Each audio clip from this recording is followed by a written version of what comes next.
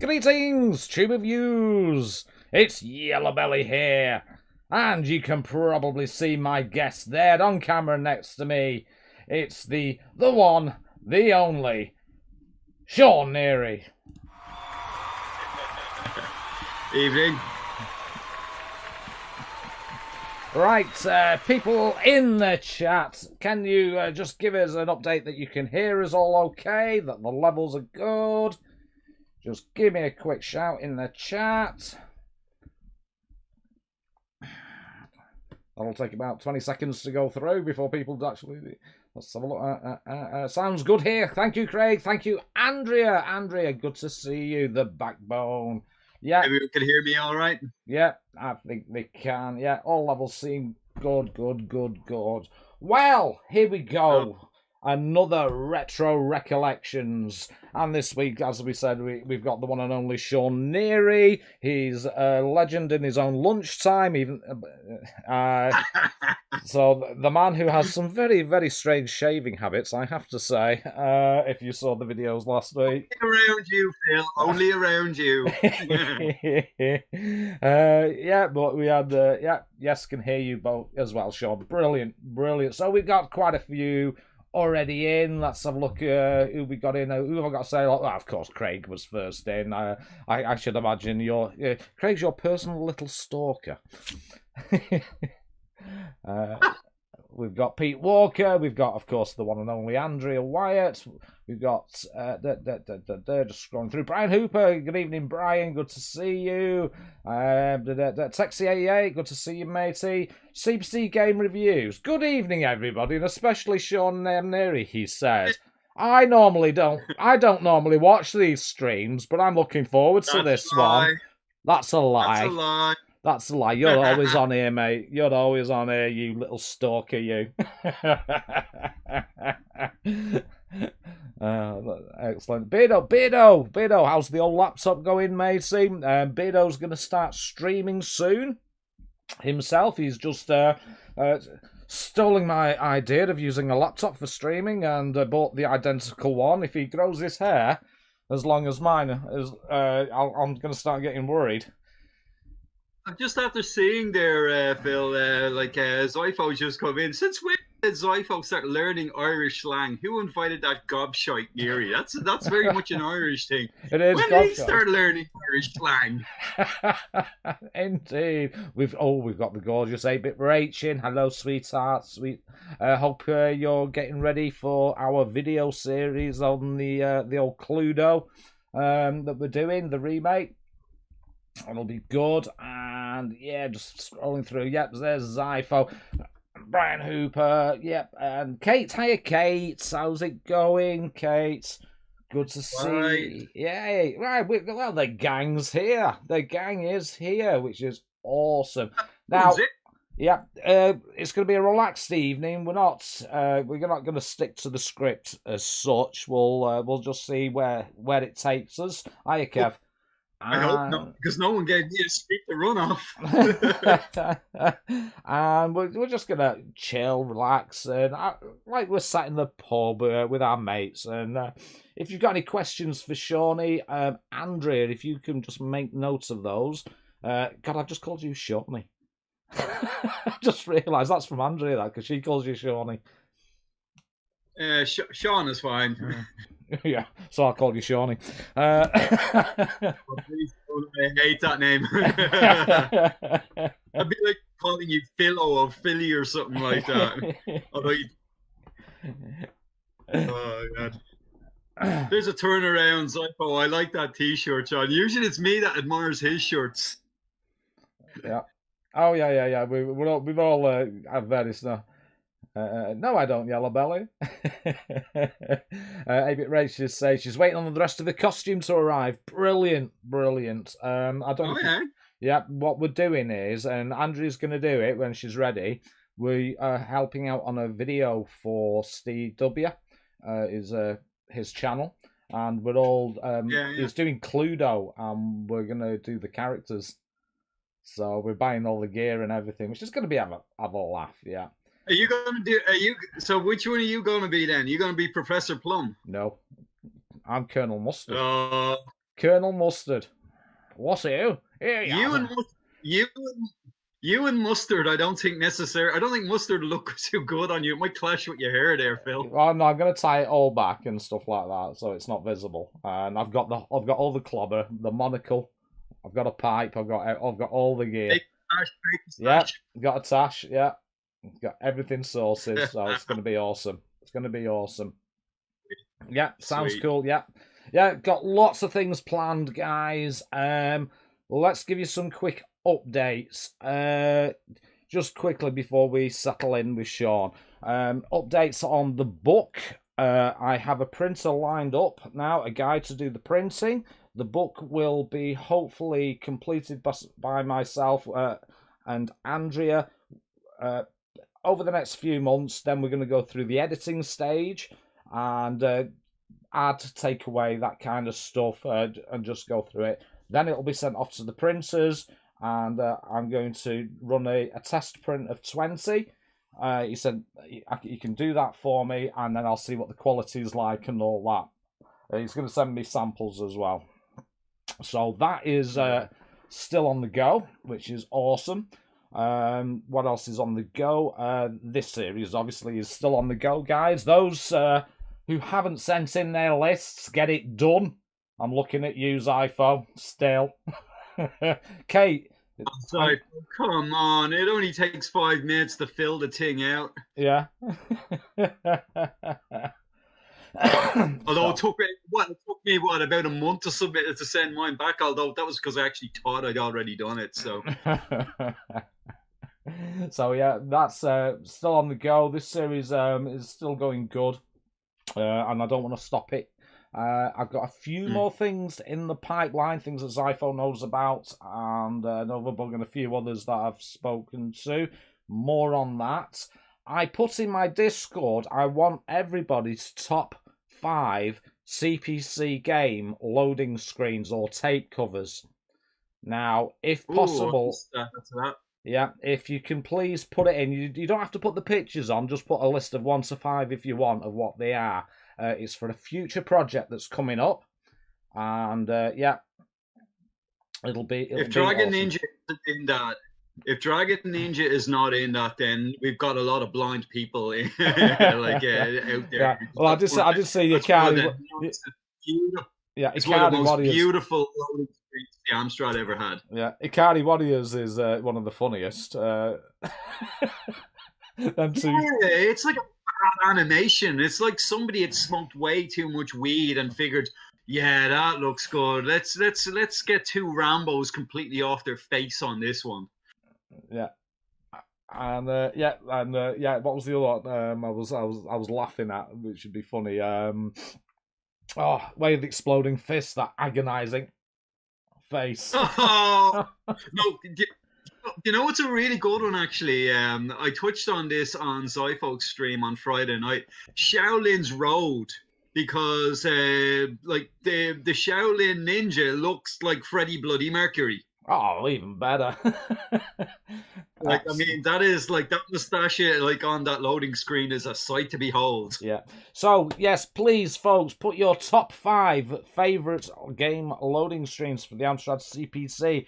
I am not sure if we're going to include Plus, because I don't think there weren't that many Plus exclusive screens, to be honest. Anyway, were there? No. Well, they were just colorized versions of the CPC versions, like Batman, for example. Loading screen was exactly the same, just a few extra colors added.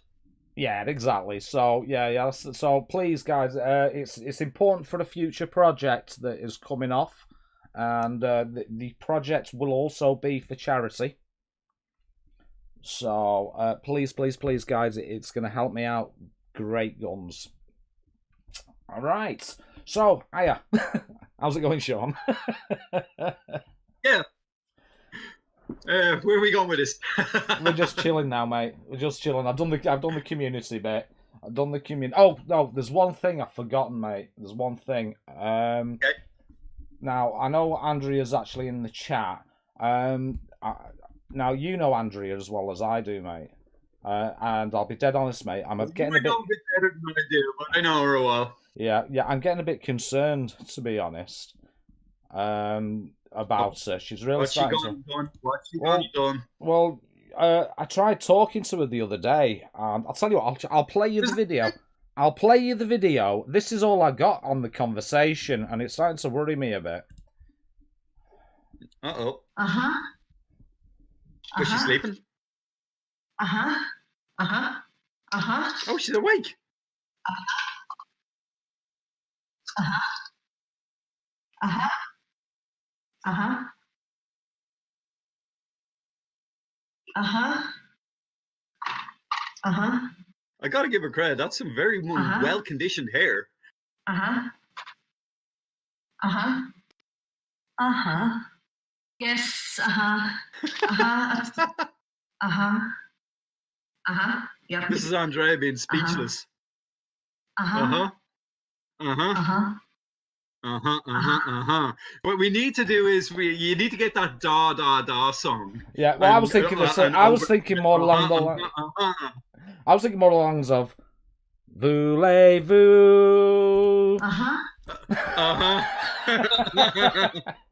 No, da da da would be funnier. We have open. Here we go. We have open CPC. We can see the GoTech now.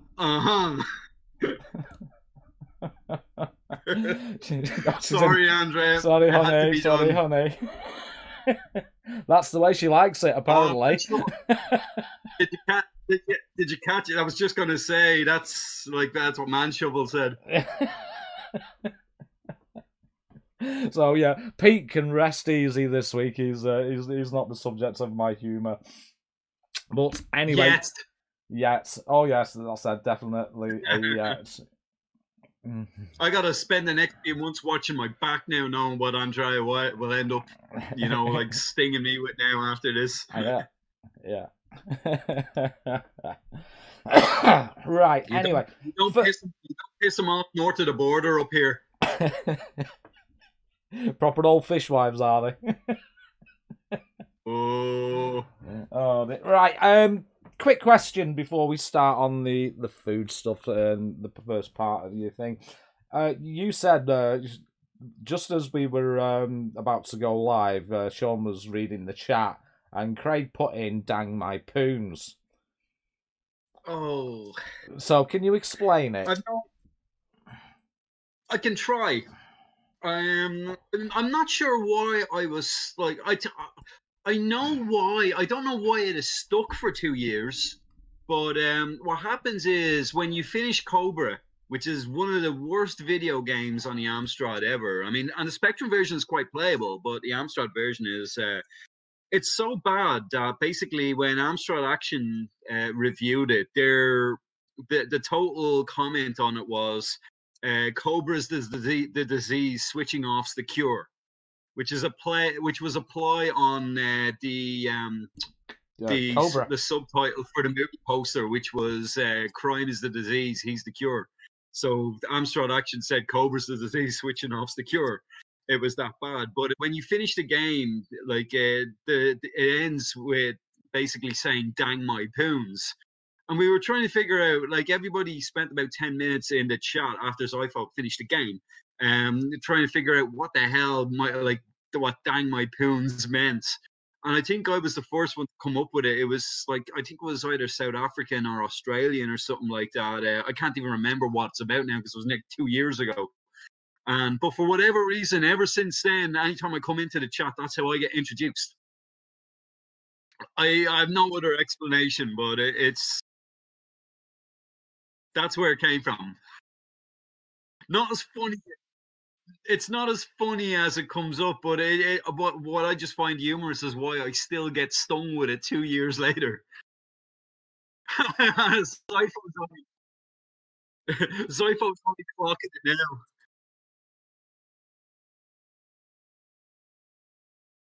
But he really wasn't. He really wasn't kidding about his long-term memory gone. Although I consider 2 years a short-term memory for me, I can still remember stuff from when I was 3 and 4 years old. Don't ask me how. Well, that leads us nicely, really, into the retro recollections. Your retro recollections, in fact. Absolutely. Well, we guys get coffee now. We could be here for hours. Seriously, we could be here for hours. Yeah. Well, the good news is there's no time limit tonight. Mikey's not streaming tonight, so I won't be handing over to him. So we've got the night. So. Yeah, so awesome. Well, we got 25 people in so far, so we need to try and get a few more people invited. I'm like, I don't know whether my missus is going to end up on here at some stage or not. She could, she may not. Who knows? I've given her the link, so.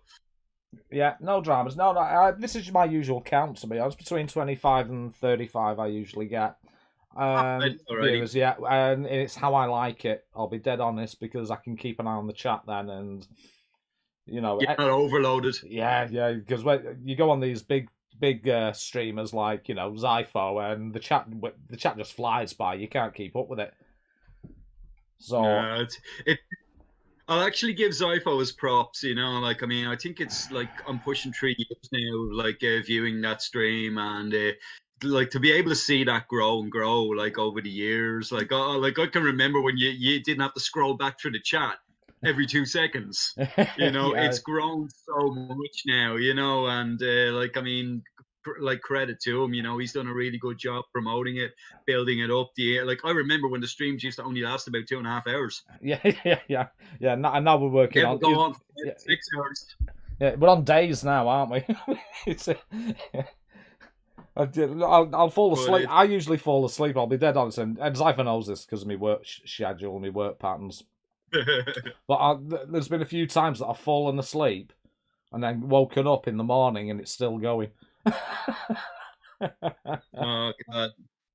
No, like I took a bit of a sabbatical for a better part of a year. Like you know who the reason was. That as well. I think most people do anyway. And for those who don't know, he loves Dizzy. He really loves Dizzy. Yeah. That's you can name and shame, mate. Giveaway. Yeah, you can name and shame on this channel, mate. You can name and shame.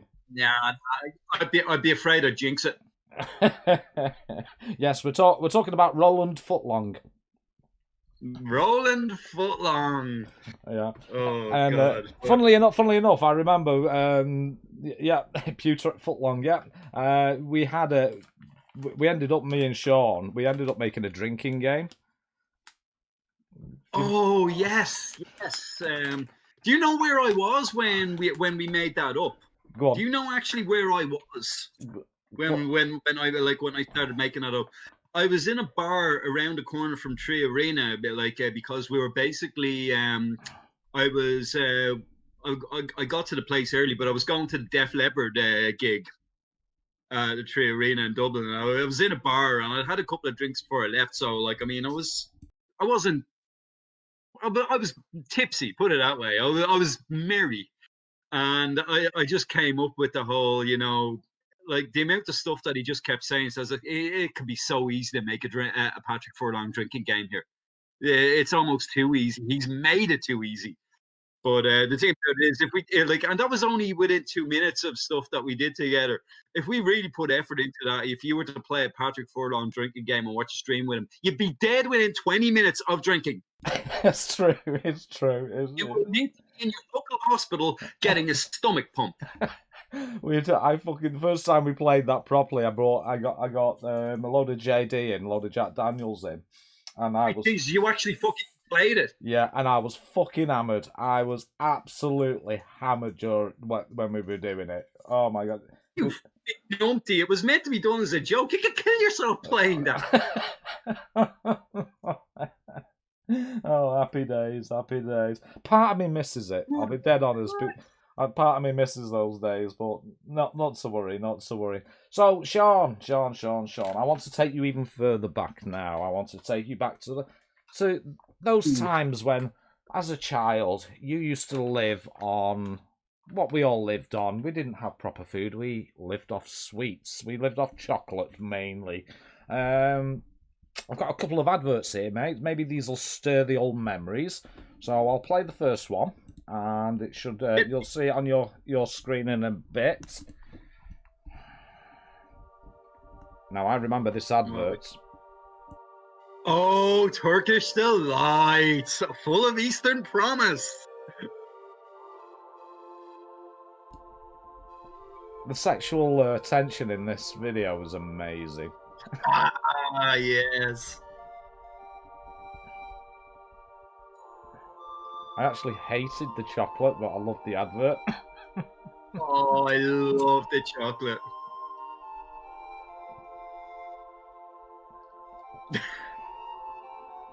Is this not like sexual harassment? Imagine I'm trying to like get away with this ad today.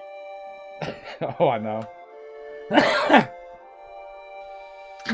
Oh, 8-Bit Rach fancied the guy. Retro Lib saying she's gagging for it.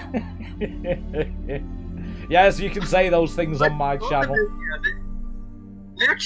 I actually haven't seen this ad since I was about 10 years old, maybe, which is probably when they moved it. But when you look at it now, like there's, I don't even know where to begin to describe that. There's just so much that's being suggested with with an inch-long bar of chocolate. Well, you know. Over here, they wouldn't know whether they want to pull that or light it. Happy with it. So, yeah, Turkish Light, strange choice. Not really. I love them. Go on. Still do today. Did you actually? Now, my granny from Dublin, she was, and she loved it. She absolutely adored it. She used to eat it by the bucket load. So,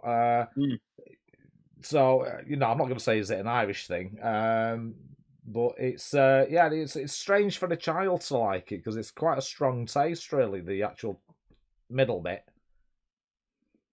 That's just living proof that like I wasn't quite right from the get-go, really. I don't know what it was. I can't even remember who fed me my first one. I think it might have been my godmother or something was eating it and fed me a bit, and I'm just like more, you know. And but it's not quite like actual Turkish delight. Like it's a manufactured fries one, which is never going to taste. It's like their peppermint cream. The peppermint inside doesn't really taste like proper peppermint, you know. Actual Turkish delight itself, I'm not overly gone on, but I was a massive fan of those bars. And one of the beauty things about those bars is, unlike the likes of Cadbury's and Mars chocolate today, it's one of those few bars from the early 80s that hasn't changed. It still tastes exactly the same. It's that taste of death that has never changed. That's funny. It's funny that you actually mentioned fries there, because that was one of your other choices. See if you can remember this advert. Daphne, here's something for the journey. Fries chocolate cream. You remember? It will always remind me of you. Slim, dark, oh, underneath it all. I don't. I think that I think I vaguely remember, because I remember always trying to break it off at the seam, and it never happened. It always cracked halfway into the next one. I wonder how many takes it took them for that. All over again. Fries chocolate cream, the bittersweet experience. There we go. Yeah. What? Yeah. It was very much.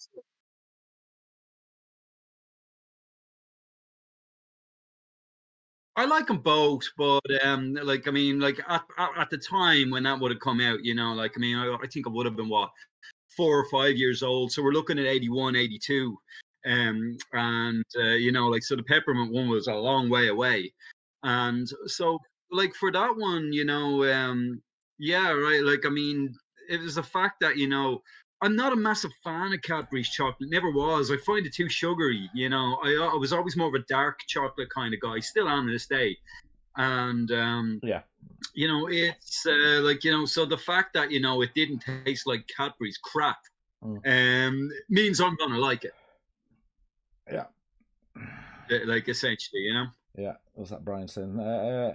Everyone my age seems to remember something called a 5 bar. But I can't. Are you sure it's not 5, 4, 3, 2, 1? Yeah, I remember There's that. a bar called 3, 2, 1. Yeah. 5, 4, 3, 2, 1. Yeah. Yeah. 5, Sorry, 4, baby. 2. Yeah, I remember that one. Yeah, definitely remember that. I think that's probably what he's referring to. Yeah, yeah. There's one sweet that I'm pretty gutted nobody's chosen yet on me streams, but I'm not going to say what it is just so I don't spoil it for the future. But there's one. There is one, and of course another one. Chocolate eclairs. They added 15% Now, more creamy Cadbury's I used to buy them in tubes 15% like this. more rich caramel. Gave them a I used to brand bite the new tops wrapper of these things and open came so I up could with see it look Cadbury's like that on the eclairs inside. Imagine that my cost disappointment. No more. Yeah. But taste 15% nicer. Yeah. So yeah, Cadbury's chocolate eclairs, another old favourite, another favourite. Yeah, I didn't mind them too much as well, but like if you eat them now, they're absolutely disgusting now. They taste nothing like what they used to. Yeah, nothing's Right, like yeah. Well, this is. I mean, this is something I've been discussing with a few people.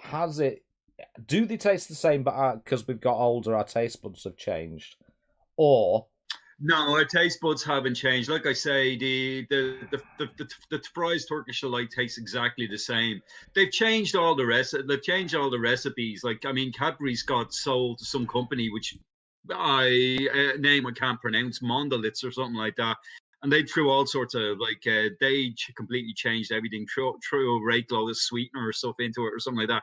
Craig Harrison could go on a rant about it, and he has done before. I'm sure he will again if he ever gets on here. And but no, but what happened was companies got sold on to different manufacturing process plants, and as a result, nothing tastes the same anymore. It's just how it is, unfortunately. Yeah, I mean, another thing was, I mean, it was something that I was discussing. Have the chocolate bars, got smaller, or had our hands got bigger? No, they have. They've gotten smaller, especially. Like, I mean, I don't have the biggest of hands to begin with, which suits me as a guitar player, Yeah. But but at least they're not as small as Donald Trump, so we're doing okay there. Yeah, and it's certainly not as small as Jeremy Beadle's. Oh God, watch out!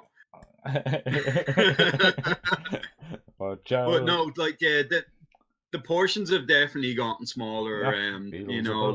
Especially it's. Oh, those are proper meat hooks there now, Phil. No, I've only got little hands, mate, same as you, which is it's actually not a benefit as a guitarist. I'm a guitarist myself, and it's not a benefit having small hands. Well, never mind. Maybe you've got small hands with thick fingers. Like I've kind of got tinish fingers, so maybe. Yeah. But no, the size have definitely gone. Like the size have definitely gone down a lot. Like I mean, have you seen the tiny size of let's say Easter's coming around now and all that. Have you seen the tiny epoxy sizes of Terry's chocolate oranges these days? They should be called Terry's chocolate clementines now. Definitely. They're tiny. Yeah, definitely. And another reason why I know for a fact that it's not me, because they were definitely bigger, because I've been the same fucking height since I was bloody 15, and they were definitely bigger in 1991. Yeah. So it's not us. Yeah. It's not us. Hi, Anna. Good to see you on. Yeah, we got the legendary Anna Apocalypse Zero in the chat as well. Hey, Anna, how's it going? Yeah, good to see you. Well, there we go. That was a nice little way of just easing you into the getting your mindset back. So let's go on to. This is going to be piss easy then. Yeah, that was easy, wasn't it? Yeah, it's dead easy. Yeah, it's no drama in these things. Right, I'm going to move on to toys next.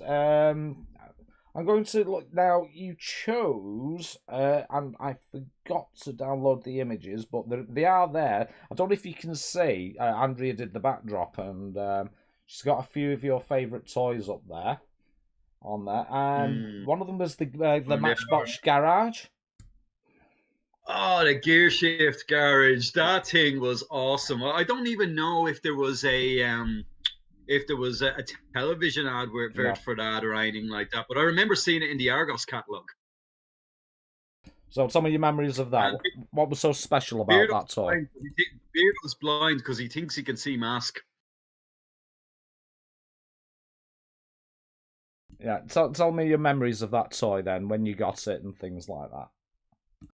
Okay, is there an image we can pull up or something like that? Well, like, I'll tell you what, I'll go into it if you could dig out an image for it.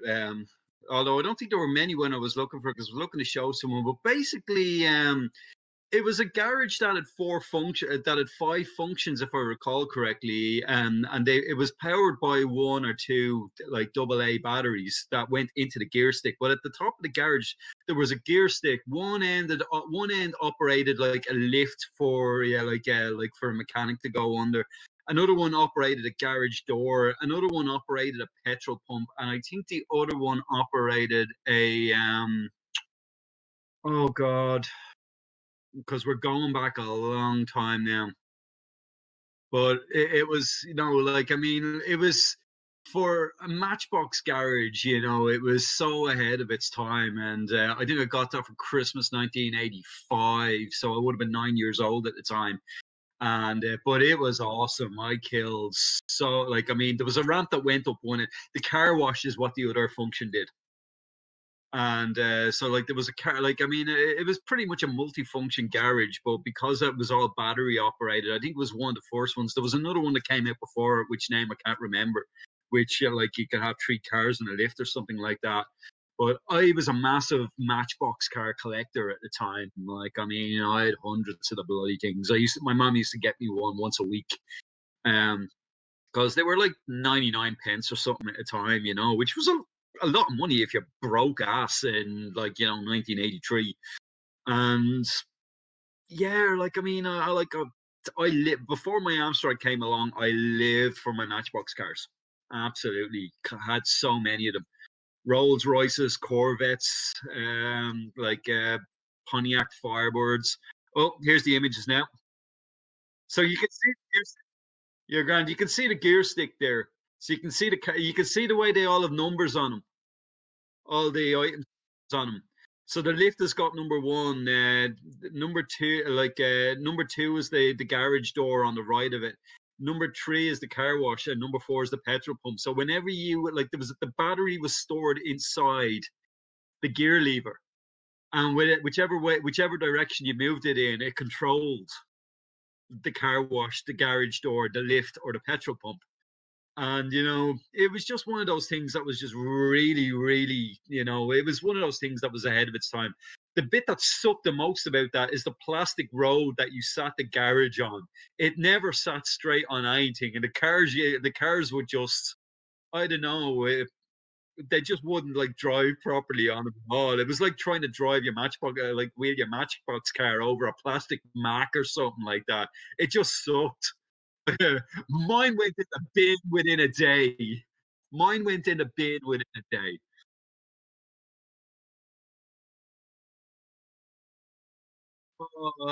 Like a fold-out cardboard would have made so much more sense. I mean, really. But I suppose by the same token, the plastic back then, like, I mean, we didn't have to worry about kids like choking on them or whatever, So like, and they were probably a lot easier and like more cheaply mass produced. Yeah. And a Zero with her Hot Wheels. No Hot Wheels. Matchbox. That's it. Matchbox. Nothing else. No Hot Wheels. Nothing. No. I'm just looking now for what was your other toy? I've got the He-Man. What was the other one? That was the Technic Lego, wasn't it? Yeah. I wasn't sure which one to pull up because there was that many. So if you can just talk us through that. Pretty much got the right one.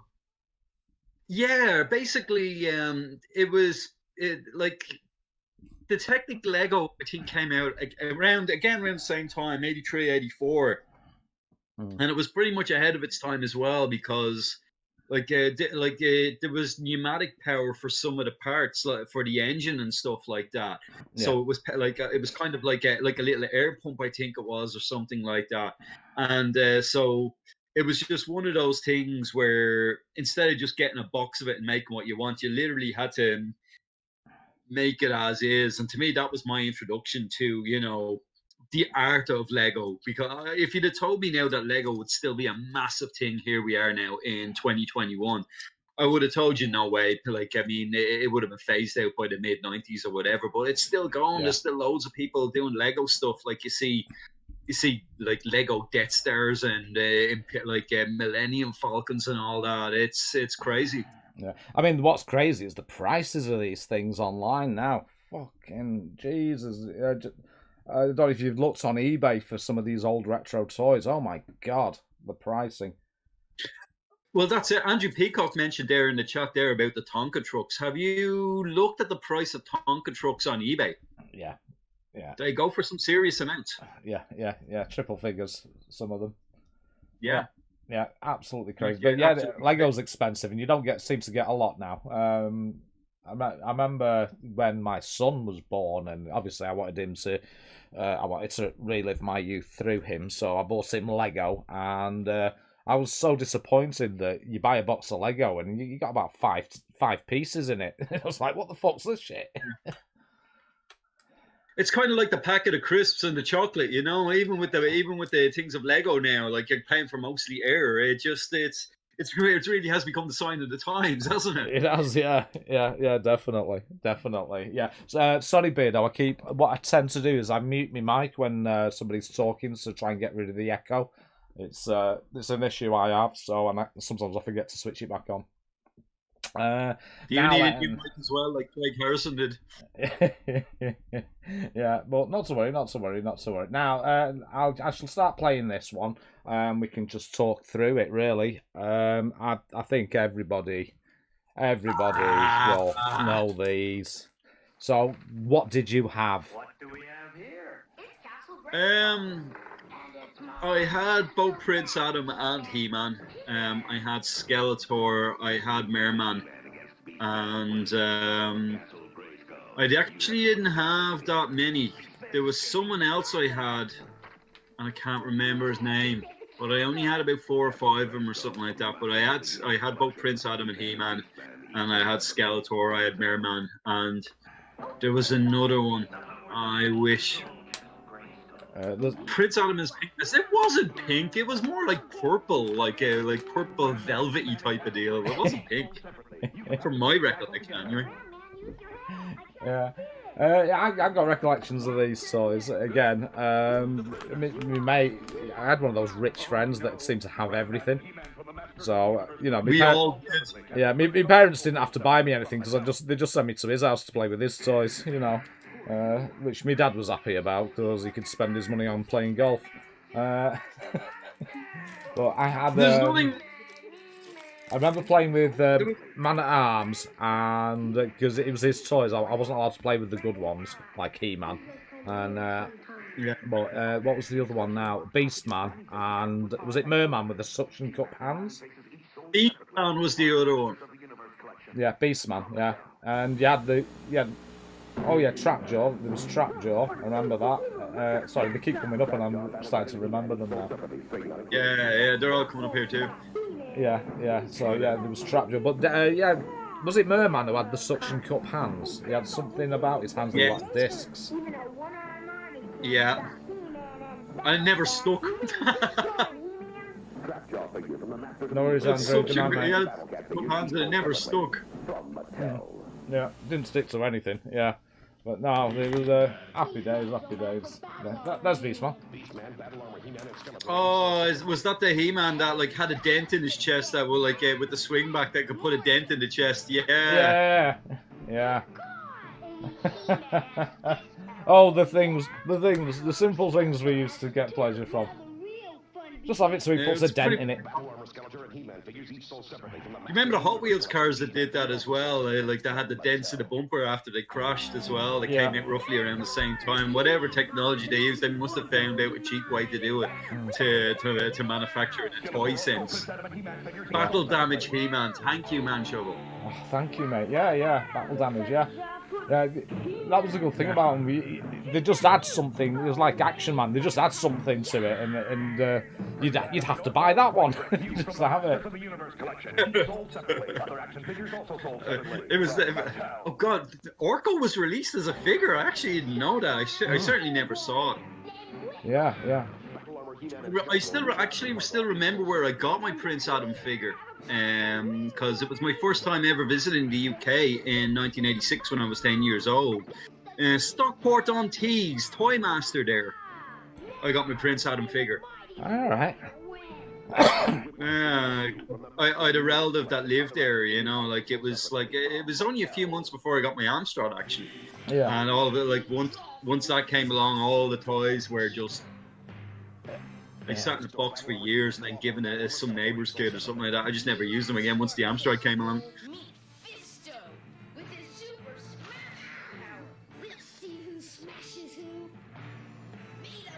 Oh yeah.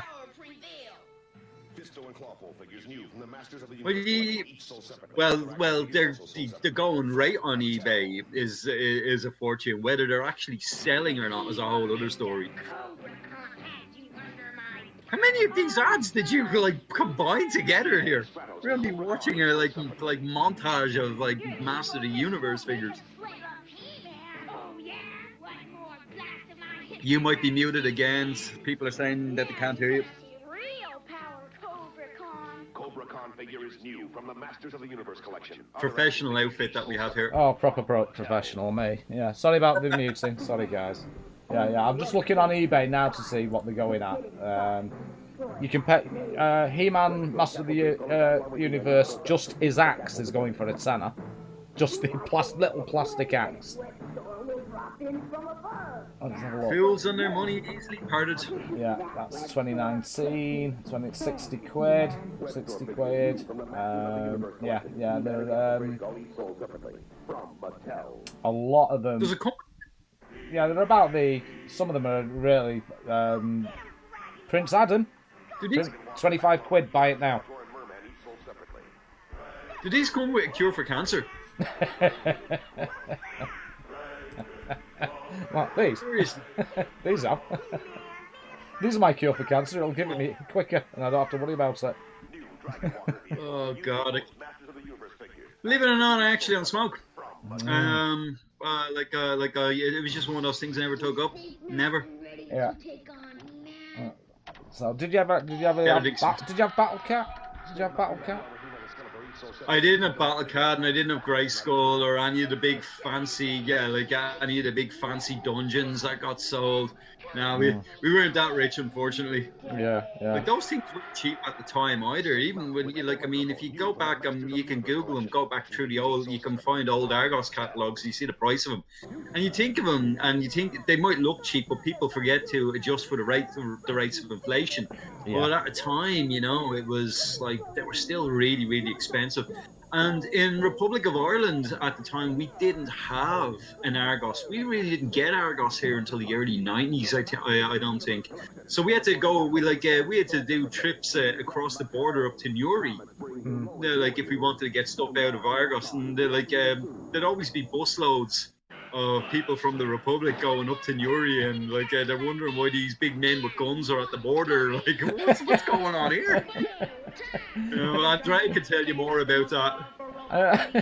We only wanted to go and buy a He-Man sword. She experienced it going down here too. Oh, there we go. So there we go. There's a few memories of He-Man for everybody. Yeah. Brian Hooper had Orko. He's saying he had Orko and it had a ripcord and he could spin and move. Wow. I actually didn't. I actually don't remember Orko. I figured it would be just too small, but then again, I think they released everything. I think actually they kind of ruined, by the time 86, 87 came along, they kind of ruined the series because I think they just introduced way too many characters just so that they could market them to sell more figures. And so they end up with all these random nobody characters towards the end of the series that you're just watching the cartoons, you're going, I don't know why. You're looking at it and going, why should I give a fuck about you? You're practically irrelevant. Yeah. They were literally milking a dead cow. Yeah. Yeah. And I was wondering what we missed there. Zypho missed me talking about Matchbox Garage's Technic Lego and He-Man cartoons. Oh God, Donkey Kong. Oh God. Someone tell Zoifo to go away again for about 10 minutes. Well, yeah, I've just put Donkey Kong Game and Watch on. You obviously have some strong feelings about this. Tell me about them. The Donkey Kong Game and Watch. I owned it for 2 days. Just 2 days? I owned it for 2 days. What happened was, it bothers me that I don't have this now because God knows, because these things go for a fortune now. Yeah. And but I owned it for about 2 days. Apparently, somebody went around door to door selling random stuff for dirt cheap just because they're trying to get money for cigarettes, and his parents busted him, so he had to give it back and refund the money. So I had that for about 2 days, but for those 2 days straight, I played that thing. I went through I actually went through like a set of like the little. They had little like small batteries, like little watch type batteries. Yeah. But I was devastated when I had to give it back. Devastated. Yeah. Well, I keep mithering Zypho to come on here to do a retro recollections because I know he has a huge collection of these things that he could show on screen. So, I'd tune in. Yeah. I'd say he's got some good stories too. Yeah, definitely. So, hint, Zypho. Get your ass on here, Al. Yeah. No, I know he's a busy lad. Especially he's streaming every night now, so. Oh God. Yeah, happy days. Actually, I hope you're doing okay. The stream had to end abruptly because he wasn't feeling well. So I hope you're on the mend, man. Yeah, love to you, Zypho. We love you, mate. And hi, Bug. Good to see you, matey, as well. Yeah. He's saying that I was lucky and I kept them from my childhood and my dad didn't chuck them out. Yeah. Were you a victim of the old tip run where your dad just emptied out everything, all your decent toys, and you were gutted? No. Anything like that, I've only got myself to blame, unfortunately, including my Amstrads. I actually jumped. This has got to be the dumbest move I've ever done. Now, bearing in mind that this is 1998, so I have no idea what this is worth. Because for me, my Amstrad, my pride and joy was my 464. It was 464 with a DDI1 and a multi-phase 2. And they all got left behind in the attic when I moved house. But that's not even the biggest crime. The biggest crime was I jumped a 664 because the disc drive wouldn't work. I didn't know how easy it was to replace a drive belt. Yeah. You've no idea how much that has come back to haunt me in recent years. I just about got him. No, just give me 2 seconds. That car. Is it gone again? Yeah. It was flashing saying the brakes were failing, the brakes were faulty. It was flashing saying that everything. Oh, yeah, I'm live. Yeah, can you hurry up tonight? Yeah. Oops. Car breakdown again. Do you need to go look at that? And no. See if I can. No, I'll see if I can chat with the chat and stuff like that. No, you're all right. You're all right. No, it's okay. Yeah. So sorry about that. The idiot here got rid of a 664, not knowing what it was going to be worth. Yeah. Or not knowing how rare it was. I actually didn't know that it was only in production for about 6 months before the 612A came along. I had no idea that. Yeah. So, no worries. It's a shame really because I said I was a victim of it from my dad. He chucked out a load of my stuff, including my beloved Rally Grifter that I had from the Grifter, they were the ones with the gears down the side, like they were like 2 or 3 gears, in the middle, weren't they? On the bar. They were awesome. And the big wheel at the back and the front of the top, I might think of a chopper. Yeah. Or they were similar, weren't they? Yeah. It was more like it was pre BMX, so it was like a BMX. It had a big padded crossbar, and it had the twist grip, 3 gears. So no, I was gutted about that because I kept that pristine. And he said, "Oh, you've got your other bikes." You have to excuse the dogs in the background.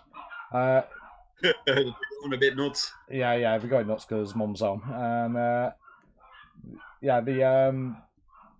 so I had a rally burner as well, and because I had a rally burner, my dad decided, well, you don't need two bikes. So he got rid of me rally grifter, and I was gutted because I loved that bike. I had so many memories attached to it, especially here. Speaking of rallies, Phil, do you remember I think it was it the Vector, or the Rally Vector? I think it was the one with the built-in radio. Yep. Do you remember that? Yeah. Oh, I wanted one of them. Yeah. I wanted one of them so much. Of course, I now replicated it. Like, do you know how I replicate Vector now?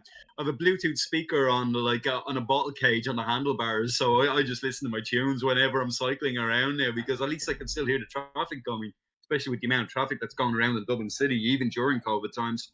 Yeah. Oh, what's that? Are we having problems in the chat now, are we? Yeah. Oh. Be aware, folks, I think YouTube is on a purge at the moment. So it's deleting messages left, right, and centre. It's been doing it on everybody's. But yeah, any issues, just send me a message in Discord, and I'll look into it if it's if there's any problems. I just remembered I had to change mine from top chat to live chat. I keep forgetting to change that every time I look for the chat. But most of the time, I'm just looking at the chat that's on the screen that you have there. Yeah. Unfortunately, yeah, it's YouTube are just having a moment. They do this once in a blue moon, so they just new there. Yeah, they just try and they'll have a new intern there, a social justice warrior, and decides anything that could be is it's Google delete messages. You're right, Andy. Yeah. So so everybody spam the chat with as many swear words and as many politically incorrect words as possible. Let's give them something to think about. You actually delete it. I'm so not going there. Radio. So let's go on to. We can have the great debate between the difference between free speech and hate speech, and if you need to be told the difference between the two, then I'm sorry. I want nothing to do with you. I'm sorry. There's a massive difference between the two, and if you can't differentiate them, then you're gone. Yeah, well, all the swear words are coming through, so I'm happy. Yeah, Andrea sent. Apparently, Andrea actually sent a message complimenting Zypho, and Google decided to delete it. So it must be him it doesn't like. How can you not like Zypho? Well, apparently Google doesn't. Oh, happy days. I don't think Google likes much. Yeah. Everybody's swearing. Yeah, everybody's swearing. It's allowing swear words, so I'm happy. I'm happy. Google doesn't like me, but then I'm an Apple user, and therefore Google doesn't like Apple. So and I'm more than happy for that. Last thing I want is Google's bloatware on any of my systems. So, Yeah. Everything's coming through. So, oh well, not to worry. God, your chat has turned into Zypho's chat now. Yeah, but you're gonna have to start scrolling again. Yeah, it's going mad, with all the swear words. Yeah, no problem. Yeah, I'm happy. I no problem at all. Nice one, Chris. Right, should we go on to television, sir? Let's have a look at the television of your youth, shall we? And I know I'm getting abuse from one of those posters anyway, and I've got very good reasons for it. So it would be too easy for me to come on and say, oh yeah, I watched the A-Team or I watched Street Hawk and all that, but everybody bloody did that, so yeah, you don't want another repeat of that, do you? No, not at all. Now why is that done? That's why.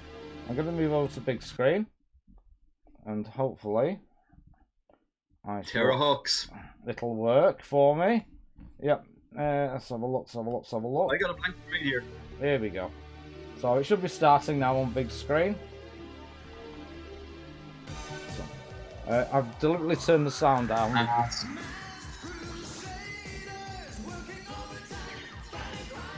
Now, Mask to me was an advertisement for toys, just like Transformers was.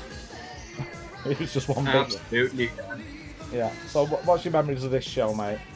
I remember for the first couple of years came out and never missed it. But again, broke as I was, couldn't afford any of the toys, you know. And but I just, you know, the whole. I do remember, like my childhood best mate John. He used to have a load of these.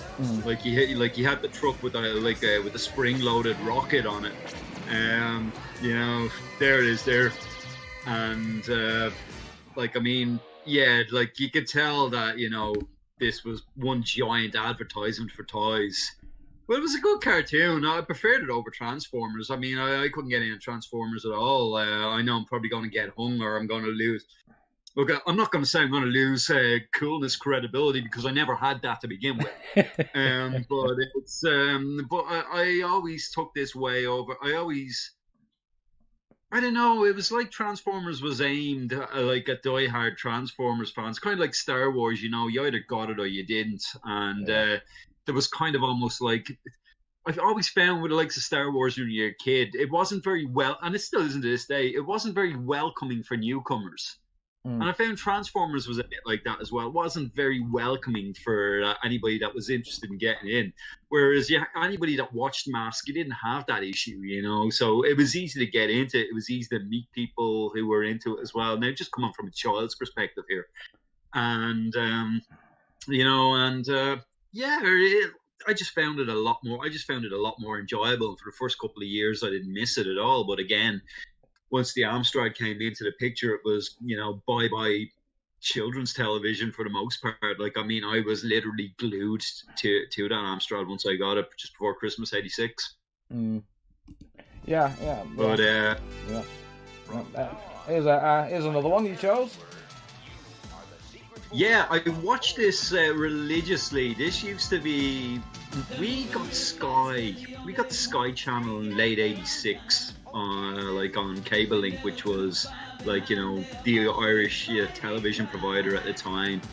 And I used to get up at silly o'clock.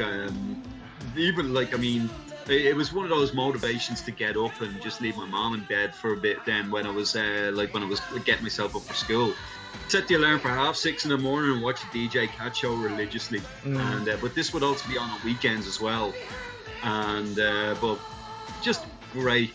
Like it was one of those, you know, it was one of those cartoons, but wasn't aimed for, you know, your 6 to 10 year old demographic. You know, so you kind of felt that bit older watching it.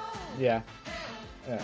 You know, it was like although the theme tune for it used to get my wick after a while.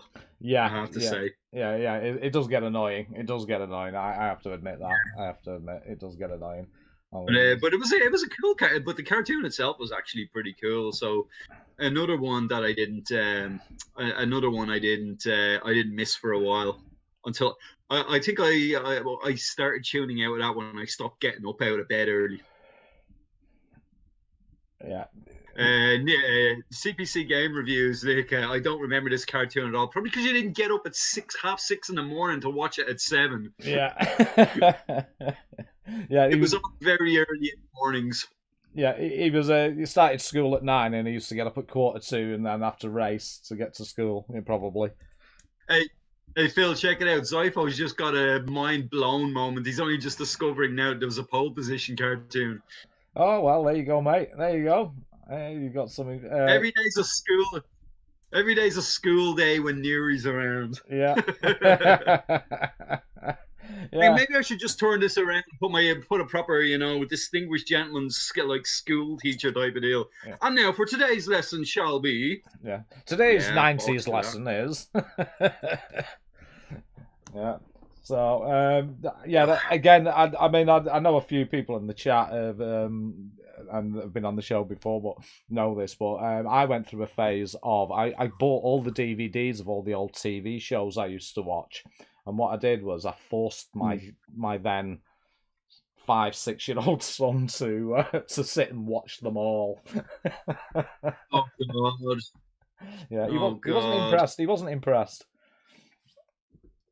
Yeah, an awful lot of the stuff we watched as kids, even though they still bring back really good memories for me, but when you look at them, they haven't aged well, and I'm sure Zoifo is going to hang me from a height for saying this, but myself and my girlfriend about 6 months ago when I moved back in here, we sat in, we watched Ghostbusters for the first time in ages, and boy, I'm sorry. Much as I loved it as a kid, it has not aged well. I just didn't enjoy watching it. I can't put my finger on it. It was just like Bill Murray just does not come off as funny in it anymore. He just comes off as creepy as hell. And I know that's the role he was meant to be playing, but he was meant to be sleazy, but he just came off as creepy. And maybe, I don't know, maybe getting that bit older has changed my perspective on it. But I just didn't enjoy Ghostbusters now as I did when I was a kid. It's like something got lost in growing up or something. I don't know. But an awful lot of stuff that we watched when we were kids does not age well today, and kids now just won't relate to it. Yeah, they don't. Kids today don't relate to it, definitely. This is something that you put on your list, which was interesting. And I'm trying to avoid music at the moment, but I'll play this. Can I ask why you're trying to avoid music? Why and what? Hang on. I'll wait till the team goes.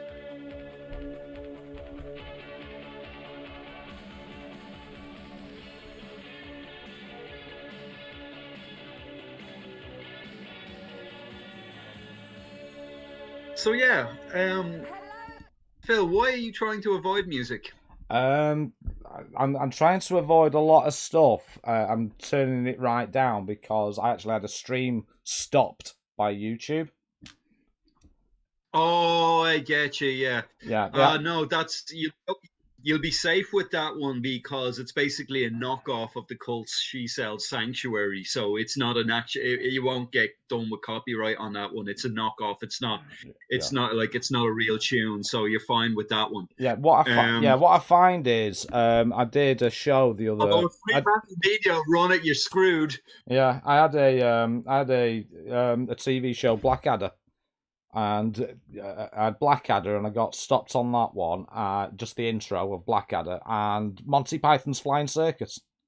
They actually cancelled my stream, and I had to start a new stream just for playing the intro of Monty Python. That's why I'm very cautious now, and I have the volume very low on these. I appreciate the whole deal behind copyright, but I think some people. I had this discussion with Zoifo a few weeks back. I appreciate why it's there. As a creator myself, as a photographer who was constantly watching this back to see who was nicking his stuff to try and promote their own shit, and me not getting my proper split for it. Yeah. I can understand what's there, but there are some people that are just overly militant about it and being really uncooperative about it. And I think that's I think that's wrong. Like what happens, you look back what happened the other year with Octavia's kit, and there was just so much wrong about that. Yes. Like that was just some asshole who bought the copyright and figured she was an easy target, not realizing the fan base that she had, and pissed off a lot of people. But that was just there was all sorts of wrong with that. Copyright is there for a reason, but I think the problem with a lot of people who implement copyright and like a DMCA takedown and all that don't really have a fucking clue what they're talking about or how to use it, and so they just go, well, I'm filing a breach of that. And you've got the big wigs like YouTube that just don't want to deal with the hassle or the paperwork or something, so that rather than listen to reason, they'll just go and nuke it. So it's unfortunate, but this is what happens when I've always said this about, the modern generation now. And that is, this sums up what I've grown up with in the last 20 years. We invented smartphones and gave them to stupid fucking people. Mm-hmm. And Yeah. That's exactly where it all. People like will ask in 10 years where it all went wrong. That's it right there. We got smartphones and game to stupid fucking people. Yeah, definitely. Yeah, definitely. But yeah. So anyway, regarding the Nescafe, the Nescafe UK top 50 that ended up becoming the top 40 afterwards. I was a massive Top of the Pops fan. Mm-hmm. I was a massive Top of the Pops fan, like as a kid. I loved music then, still love music to this day. And I was a massive fan. I was a massive observer of the UK chart at the time. As a result of Top of the Pops, there was a record shop that was around the corner from me that I used to go up, and they used to get in Music Week magazine, which was aimed more at music industry professionals, record shops and stuff like that. They'd talk about, they'd have interviews, upcoming releases, reviews, and they also had the top 75 or top 100 chart as well. And I used to always ask for them afterwards when they were done with them, so I'd have a list, because I think for about 2 to 3 years I kept an entire list of the whole UK top 40. Yeah. And people ask how my long-term memory works. It's because I remember the songs I place all these instances, like the games I would be playing, all with the music that came out, and I remember the years the music came out on, and they all tie in together. And that's how my long-term memory has a tendency to work. So I was a massive Top of the Pops fan for that very reason, and the chart and all that. But the problem is Top of the Pops only lasted for an hour and a half. Yeah. The Nescafe UK top 40 lasted for 2 hours, and you'd have interviews, a rake load of music videos, and that kept me happy on a Saturday or I think it was Saturday afternoon. Or I think it started off on Sunday afternoon and got moved to Saturday afternoon. I'm not entirely sure. My memory's a bit hazy there on the exact days that'll be on. But Sky Channel would start airing it late 86, early 87. Yeah. And never missed it. Yeah. Never missed it. Glued to it. Saw so many music videos for the first time on that channel, because you'd see music videos played on that BBC wouldn't dare put on for Top of the Pops. Like I'd see videos from Jesus and Mary Chain or Sisters of Mercy, or like back then when you had more than just the same old crap in the top 40. Yeah, like I mean, how many versions of Ed Sheeran can you put in the chart? How many folk singers can you put in the chart? Like, the people don't get now is back then there was in music, like there were so many genres that the top 40 had something for everyone. Yeah. And I miss those days. It was the same with the radio. You could put on the radio and you wouldn't be offended, because there was just so much good stuff. Yeah. Definitely. Regardless of what you were into. And we don't have it anymore, and it's a shame. Yeah. I mean, I don't know. Were you into the old? You'd have the top 40 on BBC Radio 1, and you'd record it with stick a C90 in and record it, and then play it in wherever you. We used to get it on long wave here.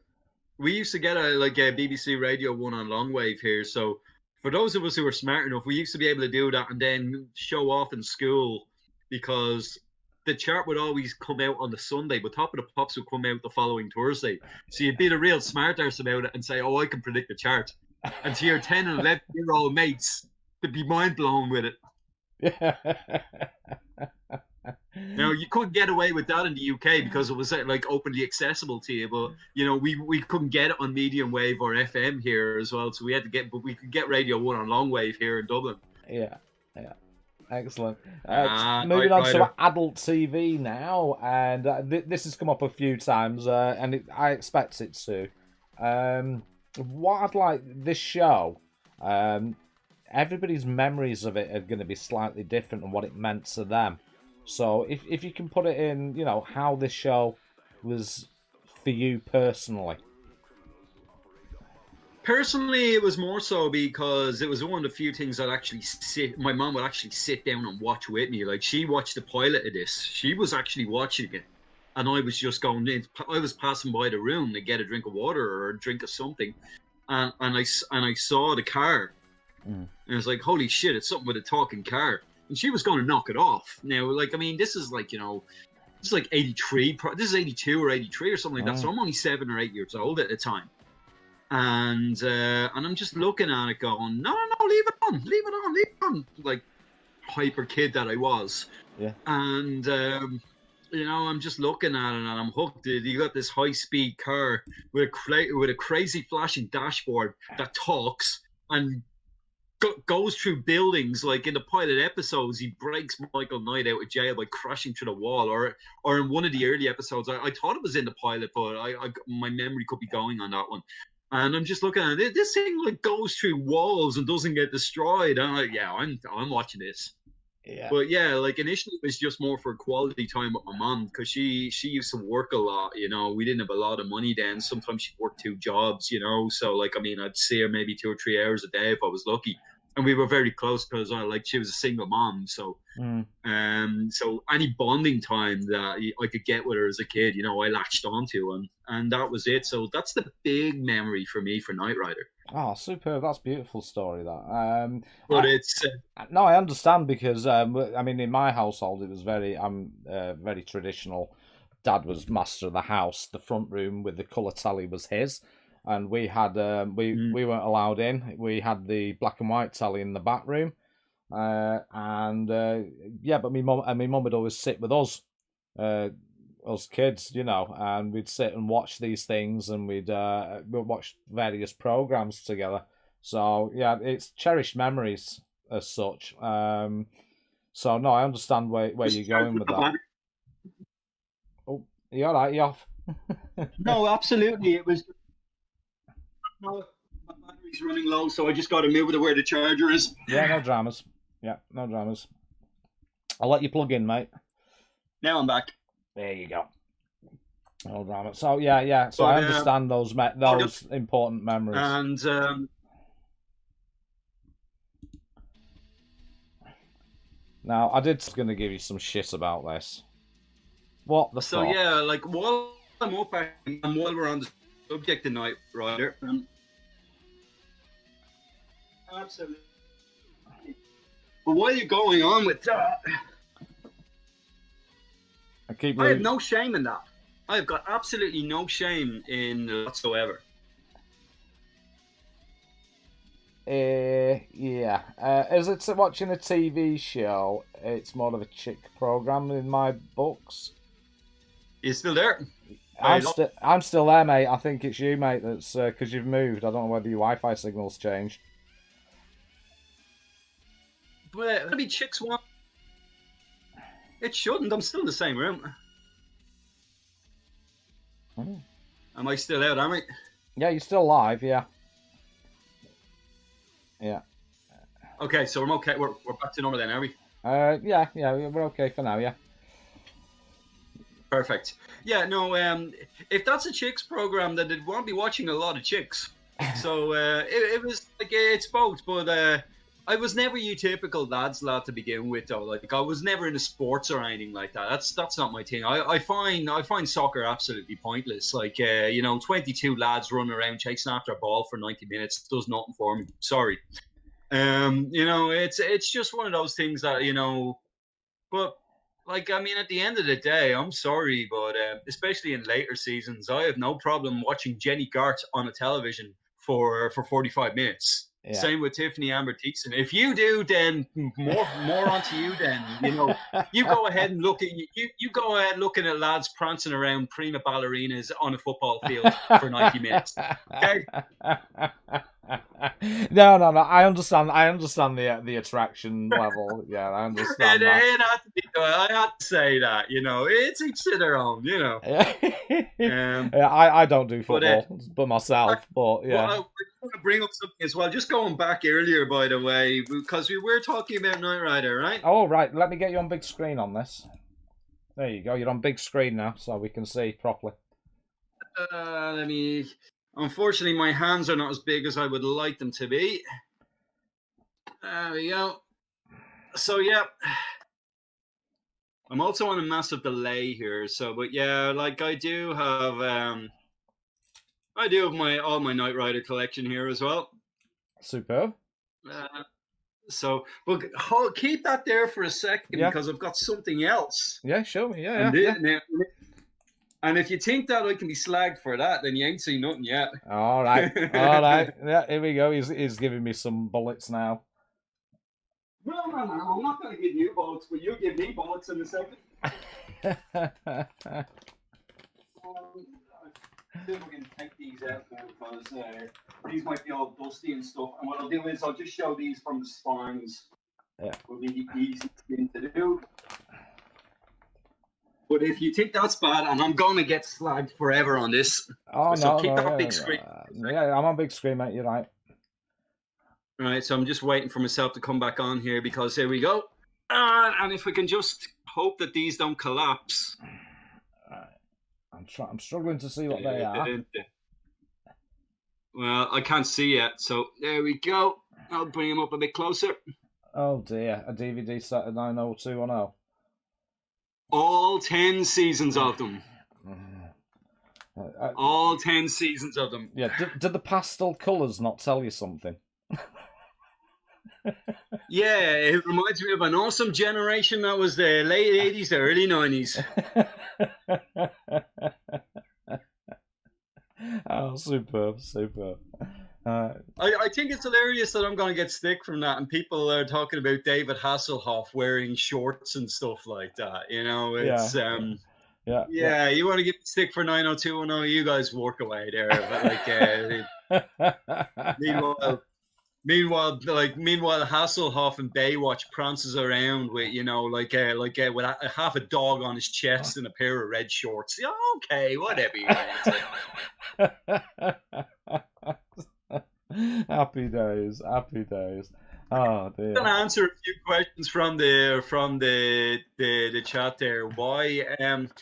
Simple. I like it. It's switch your brain off at the door TV 90210 is, and from about season 5 onwards, it starts to get darker. Like, you know, they don't focus on a bunch of spoiled teens. It gets darker. They start talking about the I mean, consider it's a show that's aimed for teenagers.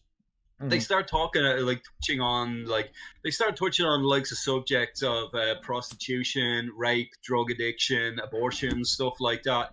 And watching the news as a teenager is pretty grim. So, like, if anything that'll help, even if it involves bad acting, anything that can help, you know, get a bunch of teenagers for awareness on that, to me, isn't necessarily a bad thing. It'd be the same people that would slag me for having that box set are the same people that watch EastEnders and Coronation Street on a nightly basis. Oh, no, so no. I don't really get why. You know, like, at the end of the day, it's television, it's entertainment. If you're not into it, great, you're not into it. But you know, people want to know why I watch it. It's simple. I find it entertaining. And I still do to this day. I'm in the middle of watching season 5 of 90210. In fact, I was watching an episode just before you rang me. Oh, right, there you go. Here's another show. How popular was this in the UK? Because I don't remember it being on TV. It was another Sky job. I think it aired around about. I don't know how well your memory is. Sky used to be just a standard channel up until, and I still remember the date, February 5th, 1989, when it got broken up.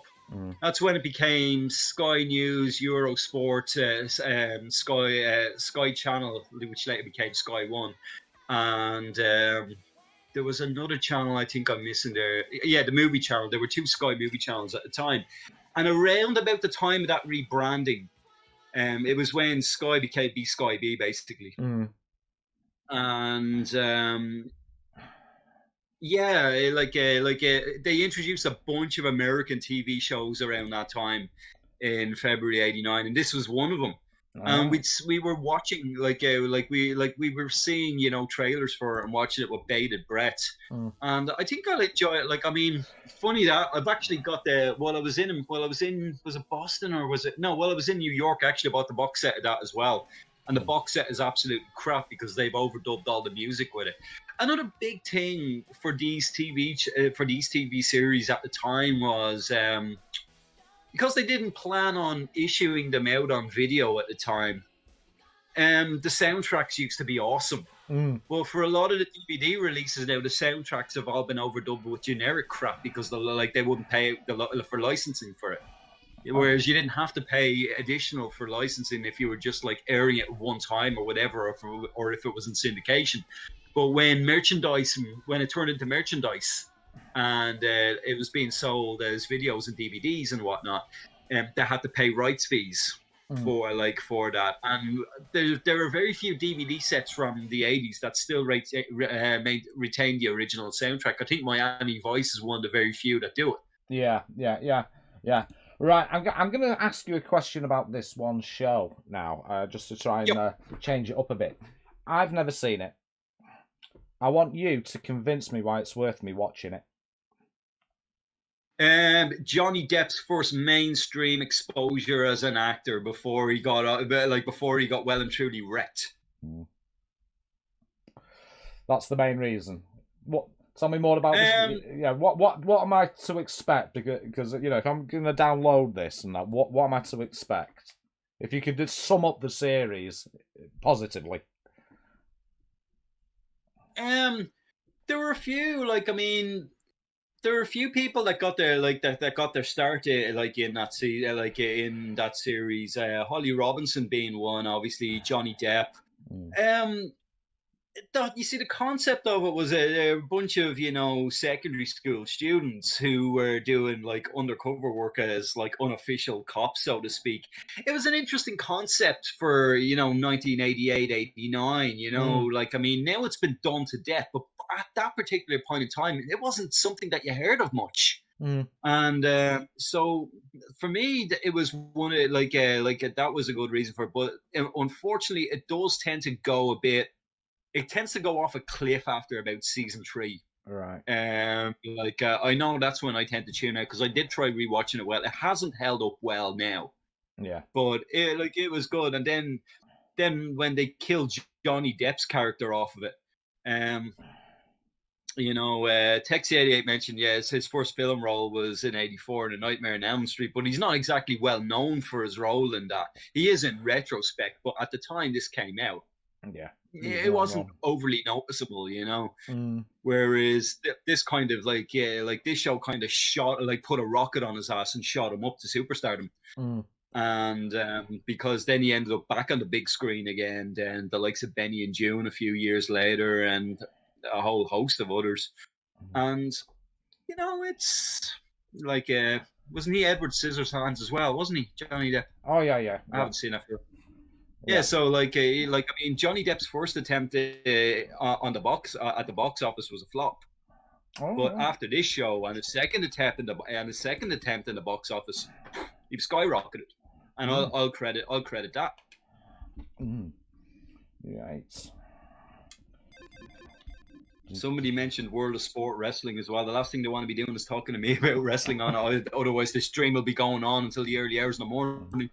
Did you catch I did an episode of this with Guru Larry, and no, I didn't. Yeah, I did an episode, and it was one of the Royal Rumbles, WWF things, and we ended up he's dead.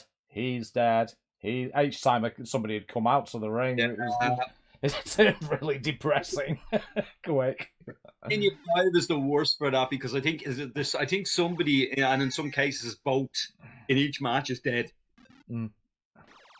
It's depressing as hell. Oh, you're playing the Japanese knockoff of this, so you won't be able to read. No, I can't. You won't be able to read. Yeah. Unless you know what you're doing. Yeah. Just bloody. Yeah, there you go. I can jump. There you go. Yeah. Whatever. Oh, some money. Yeah. So we're moving on to gaming, obviously. You chose 3 arcade games, which was obviously this is one of them. I was limited to 3 arcade games. I could have chose a lot more. Yeah. Well, yeah. What are your memories of this game? Why is this game so special to you? More so because it was so different to the original. I remember, I always got excited whenever a new arcade, there was, in 1987, a shopping set like around the corner from me. A shopping centre called Come Leisure Centre was built.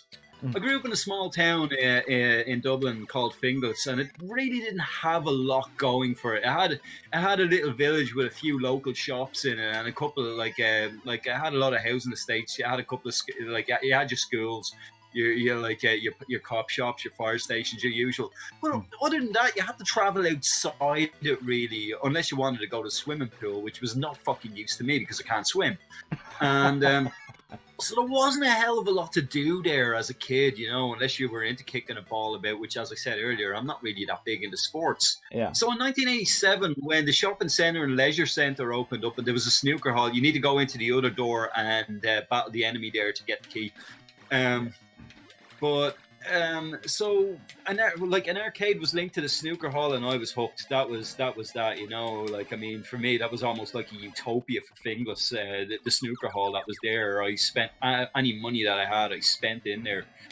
And so, like, the original Wonder Boy was in there from the get-go, and then it got replaced with this. And I remember going in to play Wonder Boy, and I don't know why your character has disappeared. You must have either a really ropey copy of MAME or a ropey ROM.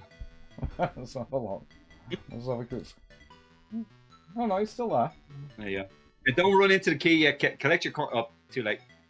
And so anyway, this came in. I was just playing it. It was just so different, but it was one of those platformers that really allowed you to engage. You really had to engage your brain. But there's a bootleg version of this where it's translated from Japanese to English that should work, and it might make a bit more sense to you then, because at least then you can follow behind it. Yeah, because it's almost. I was more interested in getting one that worked rather than dicking about, you know, trying to get it to work.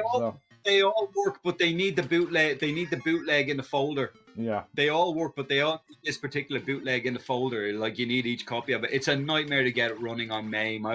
You probably tore half your hair out trying to get it going. Yeah. I know I did when I first tried to set it up on MAME. I absolutely hated it. Yeah. And but yeah, it was just the fact that you really had. It wasn't just like your standard platformer like your Mario Brothers or your I won't even say Sonic because this predates Sonic. Oh yeah. But the likes of your Mario Brothers and whatnot, you know, like it was just more than your standard platformer. You know, you really had to engage your brain on it, and I liked that. You know, like, it was. I suppose there are traits of Dizzy.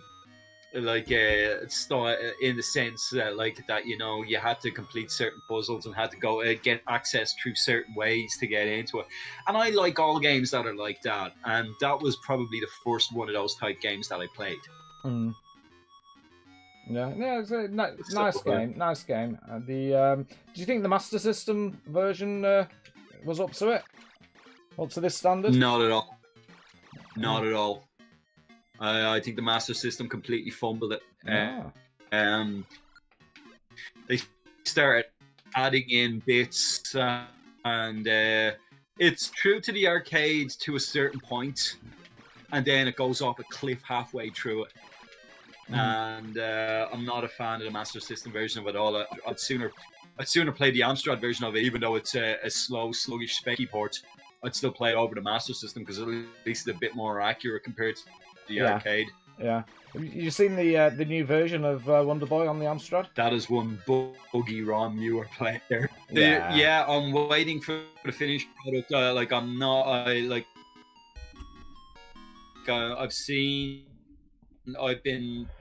was chatting to Ben Yoris for a while, like a good while back, like this is before because he was only working on the graphics at the time. He hadn't found anyone to work on the coding of it yet. And so I'm delighted that he's gotten somebody to do the coding with Pinball Dreams, and I will wait until the final version of it comes. I don't do one level demos or anything like that. I wait to get the whole thing, and then I pick off, I just throw myself into it. Yeah. Another game you chose was Rastan. Yeah. Beautiful graphics. Love this. We had sorry, you got delayed there. What was that? No, go on, mate. Yeah, no, I missed what you were saying there. We got cut off there. All right. Yeah. No. Just tell me about this. You know.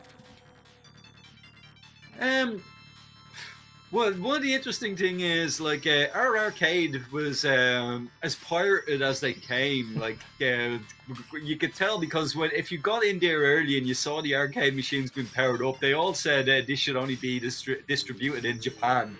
They were generic cabinets with pirated JAMA boards in them, and so like we actually had Rastan Saga. Yeah. Which is actually slightly more difficult than Rastan. Like the versions for the Japanese markets have a tendency to be more difficult than their US counterparts. Gee, I wonder why. Yeah. And so like I played Rastan Saga when it came out in '87, and I think this has got the memories this has for me in the sense that it used to leave me broke every weekend because like whatever pocket money you'd get, £1 or £2, play this 10 or 15 times or whatever, and that's it. You were broke for the rest of the week. Yeah. It was impossible to play. It was like you would need to have wits and coordination of steel to be able to get anywhere in the arcade, and the CPC version of it was a bit of a clusterfuck in the sense that the graphics get corrupted somewhat midway through level 4, I think it is. There's two stages in each level and an end of level guy. So like I think it's on the 7th or 8th screen on the Amstrad, not including the end of level, and.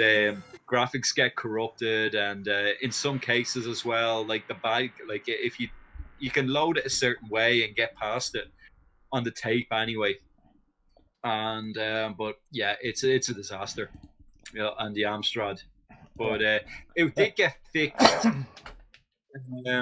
I think CNG Soft fixed it for the Amstrad, and the graphics are still, they still get, they still get corrupt, but you can still play it. Yeah. Oh god. Outrun. Yeah. Outrun. Yeah. Speaking of clusterfucks on the Amstrad. I won't say any more, but if Craig Harrison and Nick Campbell are still in the chat there, they can tell you about the reaction they got from somebody who was watching me play this while I yelled out. I think I was on stage 3 and I just kept crashing and I couldn't accelerate for shit, and in frustration I yelled out, "Oh, for fuck's sake, I can wank faster than this." And there was a real pretty young lady behind me that I didn't see that like almost went bright red upon hearing that. As Craig Harrison has just touched on it there in the chat. Yeah. Yeah, I didn't play the sit-down version of this until about 1988. Like the one in my arcade was the stand-up cocktail version. Yeah. But I wasted a lot of time on this. I think it was like the second ever race car game I ever played in the arcade. The first one being Pole Position. And Nick is saying he didn't witness that particular moment. He was probably, I think Nick spent half his time in Play Manchester in 2019 at the pinball machines. yeah, the good old play. Yeah, you do end up. I mean, I've got to say, I do love the old play events. They're something that really means something. They're really cool. I was supposed to go to Glasgow last year, and obviously COVID happened, and fuck knows if it'll ever come back or whatnot or whatever. But I don't know what's happening. But I haven't even tried to get a refund yet. I probably should at this stage, and just when things get to normal again, I'll rebook Manchester or whatever. Yeah. Sorry, Glasgow. And but yeah, like I mean, those are only just 3 of like the games that I would have played. Yeah. When I was a kid, like I mean, I was a proper arcade junkie. Yeah. Like today. Yeah, I'm gonna talk Amstrad, obviously. Being a big Amstrad guy myself, and the when did you get yours? Was it a birthday, Christmas present, or second-hand job, or how did you come across your Amstrad? As weird as this is going to sound, it was almost like a pre-Christmas present because I grew up as a single parent and I was the only child. I got spoiled. My mom spoiled me to death as a kid. And I'll backpedal. So remember I was telling you when I got the Prince Adam figure in Stockport-on-Tees when I went and visited my uncle, and that was my first introduction to a proper introduction to a home computer, because he had a Commodore VIC-20. Mm-hmm. And we were over there for 2 weeks and I was practically glued to it. That was it. I was hooked. That's when I really, really knew that, computers and computer games were for me. Didn't fit in with sports, couldn't run, hated tennis, hated football. That wasn't for me. Sitting in front of a computer, that was me. And so later that year, my mom went up to Neary and came back with an Amstrad. Came back with I think it was the end of October. Or no, the end of August. It was just before I started school again.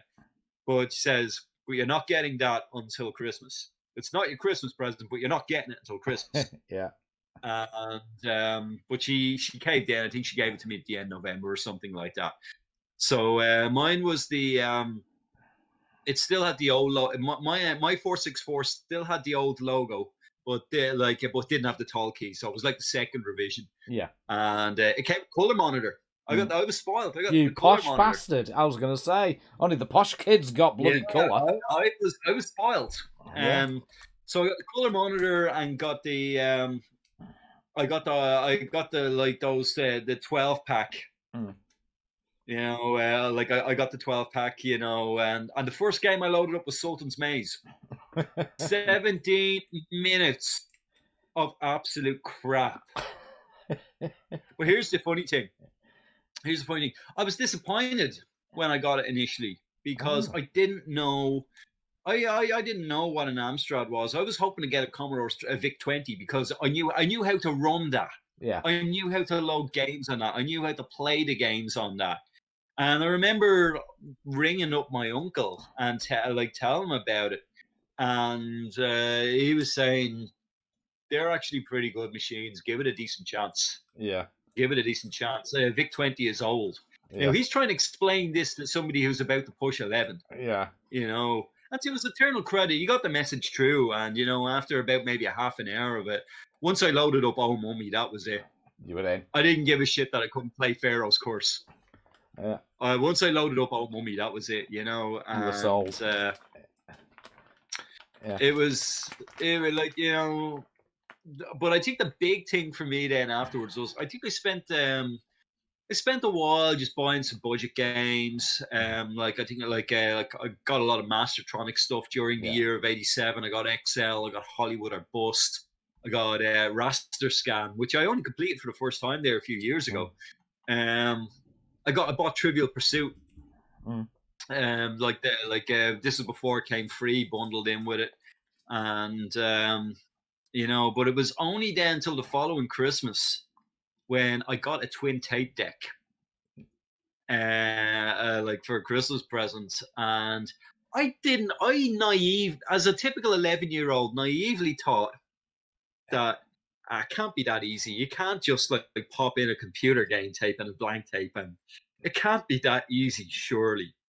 And I recorded it on mate's copy of Paperboy. Yeah. And all of a sudden it became my copy of Paperboy. Needless to say, my collection of 20 games within 6 months turned into a collection of 200 games, which ended up being over 500 within 2 years after that. Mm-hmm. Well, any money I got, I spent on blank tapes. Yeah, I understand that completely. I'm with you. How did you get past all the? Some of them had you'd get a book with it, and you've got to say such a paragraph, such a word.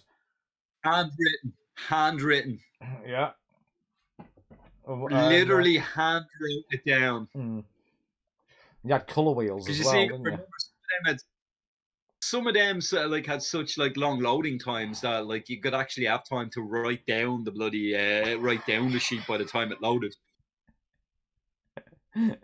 Yeah. You know, 8-bit Rage is saying, yeah, like she couldn't believe when someone told me and thought they were joking. I heard that the likes of Commodore 64 and Spectrum games weren't so easy to tape. But like apparently Amstrad had the most reliable baud rate that you could actually copy them. So like because I didn't get a disk drive for my Amstrad until 1993. Yeah. What was that, Andrea? I still have a book full of handwritten codes and cheats. Wow, back in the day. Brilliant. Them up until about 10 years ago as well. Yeah, absolutely brilliant. So, did you move on? What did you move on to after the Amstrad? I didn't move on for a long time. I kind of dabbled in for a bit. What happened was, I'll come back to the moving on part in a second, but what happened was I used that religiously from late 86 till late 1991 when I was 15. I got myself thrown out of school. Academics just wasn't for me. Yeah. It wasn't. Well, actually, I tell like academics was for me. The way it was being taught wasn't. Yeah. It was like they were teaching a really old curriculum to a generation that didn't get it. And the reason why I say this is because about half my class dropped out of school. So it couldn't have just been me. And so the way it was being taught was just being taught to a generation that, like, it was taught from a generation that didn't get it to a generation that couldn't relate to it. Yeah.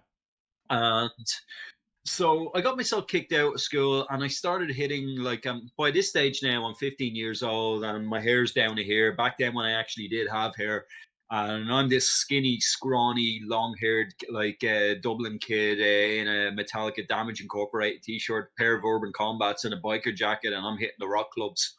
Yeah. And that's when my social life started. And when my social life started, my poor Amstrad kind of got, thrown away like a wet chamois. And yeah, that's when you discovered your dick. Yeah. Yeah, that's basically that's when I discovered booze, broads, and blowjobs, essentially. Yeah. And it was, but after a couple of years of that, I got bored of it. I got fed up with it, and I stopped going to the clubs again. I just wanted to stay at home, and that's when I dusted off the Amstrad again. But by then, this is 1994. But during that period of time, I knew somebody that had an Amstrad. I was just sitting there gathering dust, and he basically made me an offer for his DDI1 and disk drive and interface. So I made him an offer. I think it was something like 80 Irish pounds at the time, and it came with a few blank discs. And all of a sudden, I'm scouring mail order and getting X Software house discs and busting all my games, my tape games to discs. And all of a sudden now, why the fuck do I need a console? My Amstrad games load in less than a minute now, as opposed to waiting nearly 5 for a non-multi-load game. Yeah. So I fell back into my Amstrad again. Yeah. Oh, superb. Period of time, I did get a Nintendo. I did get an NES, during that period of time. And there were a few games I played on that religiously. Obviously, Super Mario Brothers 1 and 3. Ask anybody with a brain, they'll tell you Super Mario Brothers 2 is not worth the box that it came in. So, I'm big screen, and what you doing? Oh, okay. Yeah, no, that's cool. I thought you were going to show something else. And But what happened was I was collecting wrestling videos at the time, and I was getting bored of those. So I traded that I traded that with a friend of mine who had a Nintendo, and I think it came with about 10 or 15 games, including Shadow Warriors, WWF WrestleMania Challenge, Bad Dudes versus Dragon Ninja, Duck Hunt. Came with the Zapper, Super Mario Brothers 3 as well. Batman, I think, came with as well. It came with a few others that are losing their mind. So I got into that maybe for around the summer of '92. But again, once I started going out to the clubs again, the Nintendo trying to get American games to load. I think I was fiddling about with the insides of it and made balls of it, and just sold off the games. But yeah, I ended up going back to the Amstrad then again until 90 cents up in the attic and ended up staying there when I moved house, which was one of my big regrets because I had like 2 big boxes of discs, 2 Amstrads, multi-fake 2, the works. You know, so. Yeah. So, I mean, you did allegedly. Well, Yeah. After that, then Go on. Sorry. Yeah. Go on, mate. You might cut off there for a second. I didn't catch that. Yeah. We're having issues. I don't know what it is. It's not. I was waiting on you.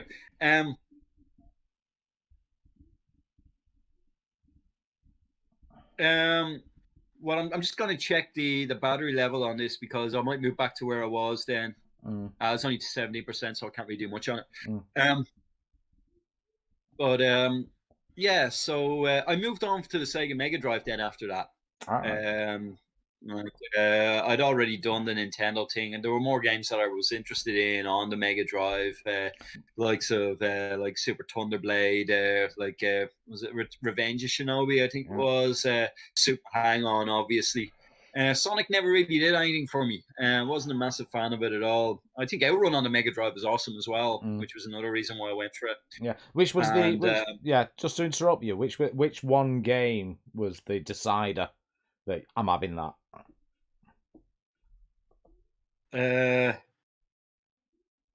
trying to remember. It's one of the Wonder Boy games. Not the Dragon's Trap. I don't think that was released on it. There was a Wonder Boy game. I think it's 4. Because I think 5 was a Japanese only release, but I could be wrong on that one. But that was a clincher because it was more like Wonder Boy Monsterland. It was along the same vein as that, so that was the clincher for me as well. But also a friend of mine had it, and he'd shown me Altered Beast on it. And Altered Beast is good. It just sounds like crap. Like the sound on the early Mega Drive games wasn't great at all. It's like the developers didn't really fully know how to use the hardware. And but I enjoyed Altered Beast for what it was on the Mega Drive as well. But I'm the kind of guy that can play crap games and enjoy it. Like, I mean, I wasted countless hours on it. The Amstrad version of Outrun. Yeah, so I'm the kind of guy that will enjoy crap games, you know. Oh yeah. I'm quite happy to sit and play Bridget. So, I don't get Bridget. I really don't. I mean, I'll give Novabook all the props in the world to be able to use such a pile of crap such as Bridget and raise money for Macmillan. I'll give them all the props in the world for that. Yeah. But my God, it's such a pile of dirt for a game. But why would you want to inflict that on anyone, even if it is for charity? Yeah. God. Did you see that I did? I didn't. I heard about it. I wasn't there for it, but I did hear about it, and I heard it raised a nice chunk of change for it. It did. Yeah. I mounted mine on the board. It was pride of place. Oh God. Yeah. At least you got something. Well, actually, at least you can take the inlay out and start fire with it if something breaks down. You know. Yeah. Zombie apocalypse. I'm sorted. Well, yeah. But yeah. Go on.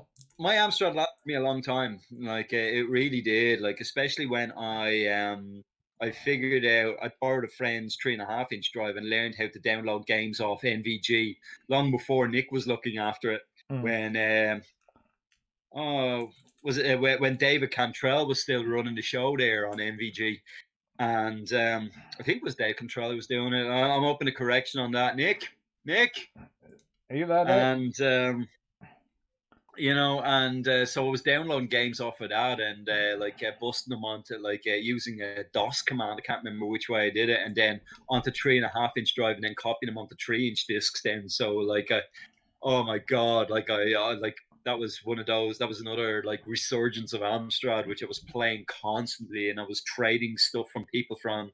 I could even trade stuff with Kev Tacker back when Kev was still interested in playing the games rather than being the hardware guy, and a bunch of others from the old CSA 8-bit, the Usenet group.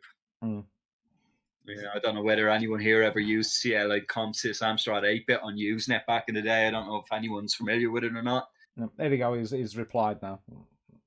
No Lopez and Dave Cantrell. Yeah, Dave Cantrell did a mirror of it that I could access it. Yeah, then I think TACGR Dave Wykes, he had a graphical front end for Dave Cantrell's version of it. Yeah. Do you actually still have physical hardware? Your Amstrad? Yeah, I have two 464s. I've got a tall key and a third revision one, so like cost down one. I have a 464 plus, a 6128 plus, and a CPC 6128 and two GX 4000s. All right, yeah. How did you feel about the GX 4000? Was it too little, too late? Absolutely, they should have done that 18. They should have done it 18 months earlier. I think they could have. I think they could have still been a contender, and they could have like put them in for contention for 16-bit. Then they would have still been relevant. But the GX just was using hardware that was completely irrelevant by the time summer 1990 came along. Had they released it, 18 months earlier, it would have contended with the Master System and the NES, especially because the NES was very late in making it over to the UK, if I recall correctly. Yeah. The NES only came out in like 89, 90 or something like that. You could get imports and stuff. You get places that could get it in, but there wasn't much of a software library for it until it finally came over here. So there's a massive delay in the NES. So, 18 months earlier, yeah, absolutely. I think it would have been more of a relevant machine. But because it came out so late, and, by the time it came out, 16-bit, like the writing was on the wall for 8-bit. So, software developers were starting to abandon it. So there was no reason for them to say, well, here's a new console coming out. Well, what's it using? Well, it's still using a Zilog Z80. Yeah, no thanks. Yeah. I'd love to have known what was in Roland Perry's camp at the time. It was just like, we'll bring out an 8-bit console. What year? 1990. We bring it out. Great idea, is it? Yeah, great idea. Not a great idea. No, not a great idea at all. Yeah, it's gonna it's just gonna kill what you've got left. Yeah. I think to me it was probably more of the case of they're just doing it to get rid of old stocks of chips. They probably had a backlog of Z80s, and what can we do with all this lot? Knowing sugar, what can we do? Well, we'll make a new console, but and then we can use up them stocks. Like, even if they've done what, NEC did with the PC Engine, what was that again? It was like it was an 8-bit CPU, but it had a 16-bit graphics processor in it. If they had something in it that could, make it go forward, that they could build another console off and make it backwards compatible with that. Yeah. Well, it might have kept them in the running, but I don't think Amstrad cared at that stage. They were trying to get away from the consumer market as far as computers were concerned, and they knew that the PCW was going to be the way forward for them. Yeah, and it was their way out. Yeah. It's a shame really, because I know Zilog, and there was a 16-bit Z800, I think it was called, or the Z8000 processor that was backward compatible. So it was a 16-bit, 16-bit Z800 processor that was backward compatible to the 8-bit. So that's one route they could have taken. Sadly, it's an option they could have done, but they like I just got the impression that they had no interest in the market. Like, and I mean, from a business perspective, it makes sense. It was just like they got out before the gong got grim. They got out before the gong got grim. Yeah. If it wasn't for public domain support and Amstrad Action latching onto that, it would have died around the same time as the Spectrum and Commodore did. But it kept going right all the way up through the mid-90s as a result of public domain and some small, homegrown, manufactured commercial software. I think it's a good. I'm proud to say that my machine, the machine that I grew up as a kid saying, well, I'm an Amstrad guy. Shove your monochrome Spectrum and your overrated SID chip C64. Mine lasted right up until 85. Granted, sorry, till 95. Yeah. Granted, you know, C64 came out earlier. The Spectrum came out earlier. But by the same token, with the Spectrum would have died in like 86, 87 had a sugar not bought it out and still made money off of it. So, but I'm happy to say that the Amstrad was still pretty much kicking right up till 95. I was proud of that. Yeah, I mean, we can say it's still kicking it. The homebrew now for the old Amstrad is out of this world. Pinball Dreams was a triumph. I'm still like I managed to top all the tables except the Ignition at the minute. I'm still playing it, you know, nearly 2 years on. Like, you know, some of the stuff that's churned out lately, like Alcon 2020, you know, is like another triumph as well. I'm dying for a new Wonderboy to come out, and the beauty thing about this is, more and more people now are going back and redoing the old games, like the new R-Type, the 128K R-Type, Bubba Bobble for CPC. You know, it's encouraging more people to go back and redo the games and give them the justice they deserve. But the business moved so fast at the time that they were under such ridiculous deadlines to get them out for Christmas or summer or whatever. They just didn't have proper time to get to devote to the machine to really, you know, showcase the machine's full potential. And that's a real shame. But it's good that, you know, because there are no time limits now, we are seeing so much good stuff now that we would have killed had. I mean, some of the stuff coming out of CPC Retro Dev competition, it's mind-blowing. It's like that Oscar Z. I mean, it's such a simple little game, but wow, it looks amazing. Fire Tire is amazing. Like that was knocked out in like only a few days or something like that. Can you imagine what he could have done? Like, I'm really hoping that, like, I can't remember, was that one of CNG's games? I'm not sure, but I can't remember who did it. But if I hope he goes back and like kind of does a redux of it where, you know, it's not so easy and has more levels and stuff like that. You know, it's like, I mean, I'd really like to see a new version of Fire Tire where he has more time to work on it, because as it stands, it's too easy. It's almost like a playable demo. Yeah. But, oh my God, like, it came out of Retro Dev this year and I was blown away with it. Yeah. No, it's been, I mean, the Retro Dev has certainly over the past 5 years has just kept it alive. I just wish they would start doing the lessons and things like that in English online. Because I would love to use CPC Teller and that in English and understand it. Dude, we're all in lockdown. What's stopping you from learning Spanish, man? Yeah, well, yeah, there is that, I suppose. So there is that. Well, yeah, we're all in lockdown, but my hours are fucking ridiculous. I'm doing over 100 hours a week, mate, because we're in lockdown. I'm just noticing something here, Phil. Now that I've actually seen you with decent light, if you grew a beard, man, I swear to God, you'd look like Peter Hook from New Order and Joy Division.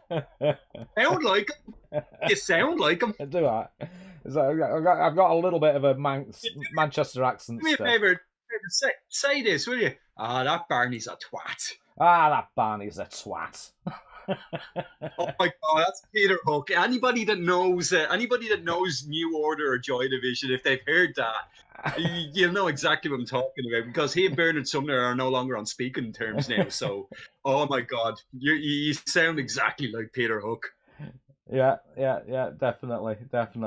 Yeah, well, I mean, what's going to be nice, what I'd like to move on to, I mean, music is a big part of your life. It really is. Huge. I'm just going to let you go for it, mate. Sorry, you broke up there for a second. What was that last sentence? Yeah, I'm just going to let you tell me all about you and music. Obviously, you do your photography and things like that. Just what are your preferences? What are you really into? That kind of stuff. How did it develop your taste in music? Oh, the hardest part with that question is to find a starting point for it. But My dad was like, I didn't really know my dad, but from what I understand, he was a musician, and so I think anything I got from that, because my mom couldn't play any instruments to save her life, so it started from an early age. I wanted to play keyboard when I was younger. When I was younger, I loved synth music. That's where New Orders. That's where I started off. I did Kraft, Newman, New Order. Blue Monday came out when I was like 7 or 8 years old, and so I was hooked on that.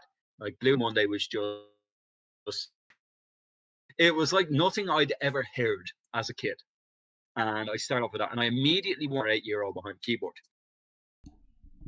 See, fast forward a couple of years later, and AHA become a big thing, and they came in the first ones. So got a keyboard but I could play it on a very basic level. I tried, and it was one of those things that what I thought it would sound like, we're night and day apart. It just wasn't happening. So yeah, I keep losing you both. Fast forward a few years, and I picked up a bit where I'm trying to. I tell you what, can you flammel on a bit for a second? What I'm going to do is I'm going to. Yeah, no problem. This over. Yeah, no dramas, mate. Yeah, no dramas. So there we go. The stream went higher. Yeah. I think it's on Shaun's end. It's not I'm getting full signal. I'm getting no losses or anything like that. So I think what we need to really do is find out what Andrea really thinks about this show that's been going on. So Andrea, do you think it's been a good show so far? Okay, and speaking of Andrew, I'm just thinking of you. What was your favourite 80s band? Take On Me and all that. Yeah, that's pretty cool. Yeah, pretty cool. Definitely. And I complete this sentence, Andrea. Voulez-vous? Take it now or leave it. Now is all we get. Nothing promised, no regret. There we go. Well done there, Andrea. So yeah, we've had Andrea just popping in there and answering a few questions as well. Yeah, the catch-up will run smoother. Yeah, it's certainly not my end, guys. I'm getting no drop frames at all, and I've got full thing. So I'm not sure what the problem is with there. And he's back. Here's the man himself. He's back. Hey, is this any better? Because I'm after moving a bit, so I'm kind of hoping now. It might have been just where I was at. There might be too many things blocking the signal where the router is, but it seems to be a bit better here. Is that any better for you, or? Well, yeah, Andrea, is his signal any better, Andrea? Yeah, Andrea says it's better, so yeah. Perfect. Too bad we didn't do this an hour ago. I'm just going to close the door behind me there. Yeah, no dramas, mate. Yeah. Andrea, I'm never enough, Andrea. You must suffer. Where's Pete's challenge? Yeah, that's being saved, Andrea. That's being saved. That's going to be a green screen special. That. Yeah. She says in the chat. So sorry, you were saying you got into music with keyboards and things like that, and it didn't work for you. So continue. So we fast forward to when I'm like 15 or something like that, and I pick up the bass then, and I ended up in a Joy Division cover band trying to do bass and vocals at the same time. And put it this way, Ian Curtis, I wasn't, and the problem with me is, I'm no problem admitting this, but for the best of times, I'm not very good at playing well with others. There's almost like a psychotic loner syndrome about me as well. I'm very much I prefer doing things my own way, so to speak. I suck as a team player.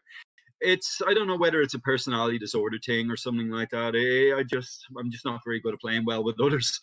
So my band days didn't last very long as a result of that.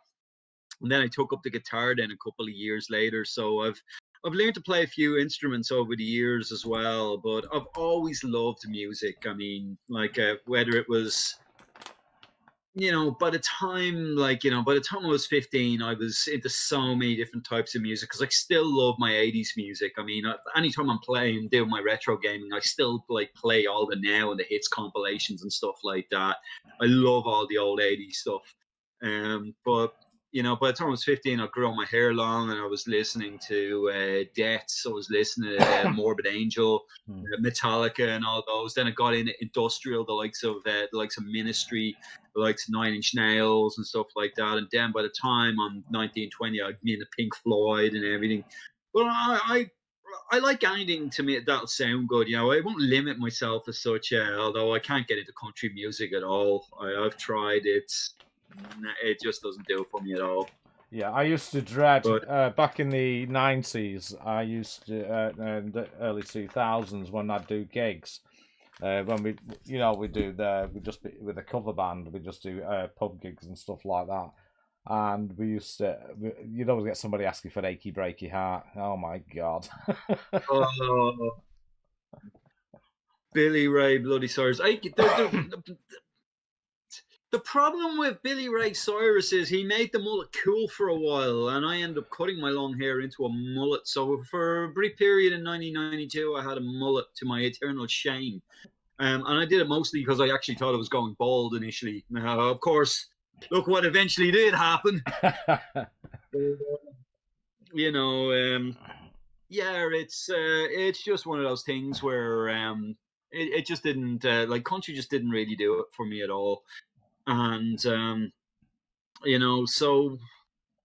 I'm, the music was always there. I was always a massive fan of it. By the time I was 18, 19, I was a religious gig goer.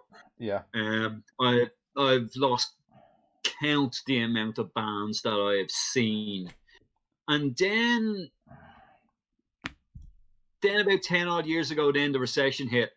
And, I'm out. I find myself out of work. I felt as an IT guy, they start outsourcing everything over to India and into the cloud and all that. So I find myself out of work. So I end up going into doing teaching and training in IT, teaching the likes of the CompTIA A+ and all that. And that lasts for a couple of hours, and then that all ended up getting outsourced, and I find myself out of work again. And by that point, I bought myself a couple of decent cameras, some decent lenses. And a friend of mine just says, you should consider getting into music photography. And I'm like, I don't know where to start. I where would I start? And he says, you just ask the promoter. And I says, you make it sound so flippant. You just go to the promoter. Hi, give me a photo pass. Yeah, that's not how it works. Actually, yeah, it is.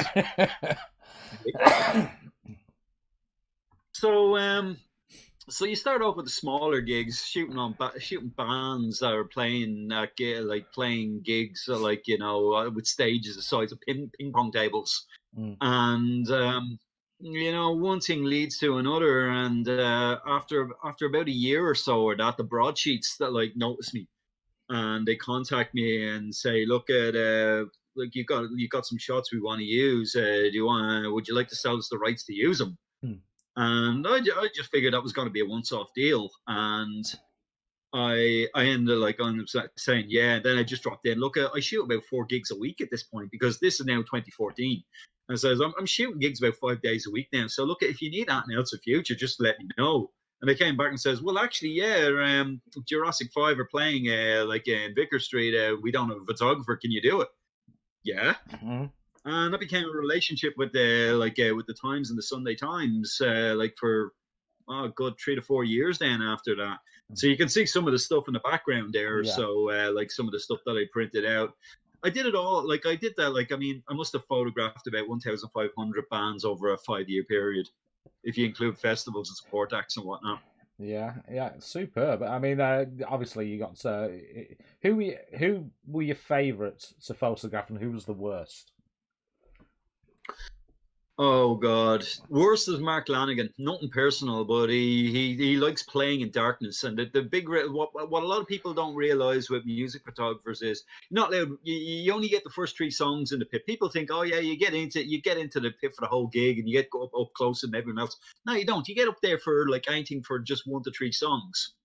So like, and on top of that, you're not allowed to use a flash. Mm-hmm. So it's. Unless you have really good fast lenses, your photographs are going to turn out rubbish without additional light. And Mark Lanigan tends to go not much in terms of front light, and usually red or blue backlight, both of which are awful lighting for photography. If you're ever like for stage photography, they look great when you're at the gig, but when you're trying to capture it in still frames, disaster. And I mean, I love Mark Lanigan, you know, like I'm a big Screaming Trees fan. And but anytime I was asked to photograph him, I was always brokenhearted doing it because I knew it was going to be. It's the equivalent of like standing there and getting punched in the stomach by Tyson for 15 minutes straight. It's the photographic equivalent to that. Yeah. Who's my best your one? Yeah, who's your favourite one? My favorite one and my best one are 2 different as well. My favorite one, and I know I'm gonna take a stick for this one, but growing up as a kid in Dublin, I'm sorry, but Bono wasn't always difficult to listen to. He wasn't. Like it's only when Geldof got his claws in. The first 3 or 4 U2 albums, flawless in my opinion. Yeah. It starts going off a cliff around the Joshua Tree up to Zerope, and then after that, forget it. You can't do it. But to be able to photograph U2 indoors in 2015 for the Innocence and Experience tour, we were miles away. Like, I mean, I needed a 400 millimeter lens, which is proper Rupert Murdoch. Like not Rupert Murdoch, Robert Maxwell window licker shit. And like we were all the way down the back, but you know, just on a personal level, it's my all-time favorite. Oh, super! But my best one was probably Coldplay. Oh. They gave us so much to work with. Coldplay at Croke Park here in Dublin, and they gave us so much to work with in terms like really colorful confetti, nice lighting, huge ramp. Got a couple of ones of Chris Martin jumping in midair. Oh, like I'm not a fan of Coldplay's music, but I know a good show when I see one, and they put on a hell of a show. They did. That was in 2017. Really good live band. Even if you don't like the music, you look at it and you'll just go, "Oh, that's a hell of a show." Yeah, that's a hell of a show. Yeah, I mean, you don't have to like. Yeah, sorry. Go on. No, I was just saying it's a lot of the big bands. Even now. I mean, I grew up on 80s rock, and I used to love the theatrics, the shows, the inflatables, and you'd have all sorts at a gig. It really was a show, and it's I love it when artists actually do that. They also do the visual as well as obviously the music. Yeah, the more effort a band will put into production and presentation, like I mean, like I photographed Springsteen, and he's amazing as well. That was also way back at the sound desk as well. And but you know, there's just something, when there's a concert tickets for big shows are expensive now. So when you spend that money and you get the bang for your buck, it feels so good. Like I remember when I saw the Police in 2007, a band I thought I would never see live, and I was blown away by it. I was absolutely blown away by it, just because they were a childhood favorite growing up, and the band I thought I'd never get to see. And it was just wow. But even on a smaller scale production though as well, like when Ride got back together again, I'm a big 90s shoegaze fan as well. And I got to photograph Ride 2 nights in a row, once up in Belfast in the Limelight, where Andrea will know, and again in the Olympia in Dublin. And I cried at the end of both shows because I thought I'd never get to see them live. Never mind get to photograph them and have permanent memories of them. I've seen a comment there from Andrea. She asked me if I've done any journalism. I've done gig reviews and I've done interviews with. Actually, I've done interviews with like some of your fellow countrymen. I've interviewed Michael McKeegan from Therapy. Did a really good long interview with him back in 2016, 2017, and I worked with them as well at the Northern Ireland Music Prize. I've interviewed Fish, the ex-lead singer from Marillion. I've interviewed Mark Kelly from Marillion. I've interviewed Jeff Tate, ex-Queensryche. I've interviewed Michael Wilton, like one of the only remaining members of Queensryche. I've done a good few interviews for my old publication, Pure Rock, during that period of time, which was almost not unheard of, but it's rare that you get a photographer who actually wants to write as well. Usually you'll get ones who wants to do one or the others. Texie88, I'm glad I caught the Eagles live in 2014. That was the last tour they did for Glenn Fry for his death in 2016. I photographed him on that tour. I'm going to see if I can bring up a really cool photo I took from that tour and just to show Texie88. Can you get me if I do a screen grab on Discord, Phil? Well, you do that. See if I can find this.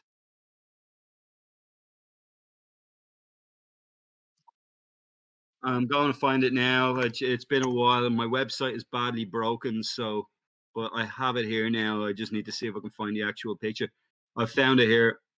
I might just copy and paste it into Discord. Actually, I can't copy it because my thing is. I can do it in Snipping Tool. Hang on. I'll paste it into Discord, and then you can put it in. Does that work for you? All right, give me 2 seconds. This was one of my, I've no idea. I haven't even looked at Discord yet. I'm just copying the photo now. So let me have a look. Yellowbelly. I'm just going to put it in the. I'm just going to paste it into the general chat, to you. Hang on a second. See if you get this. Right, that's sent. So I don't know whether you found that or not. It's in a direct message.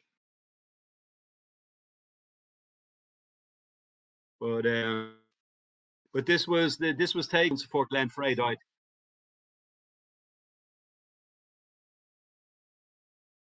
I think we may have some connection issues or something there. Maybe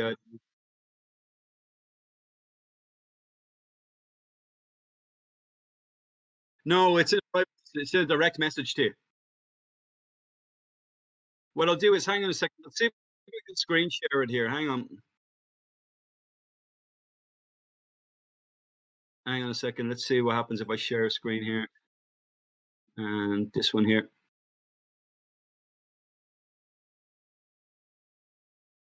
Right. Can you bump that in there? I lost you.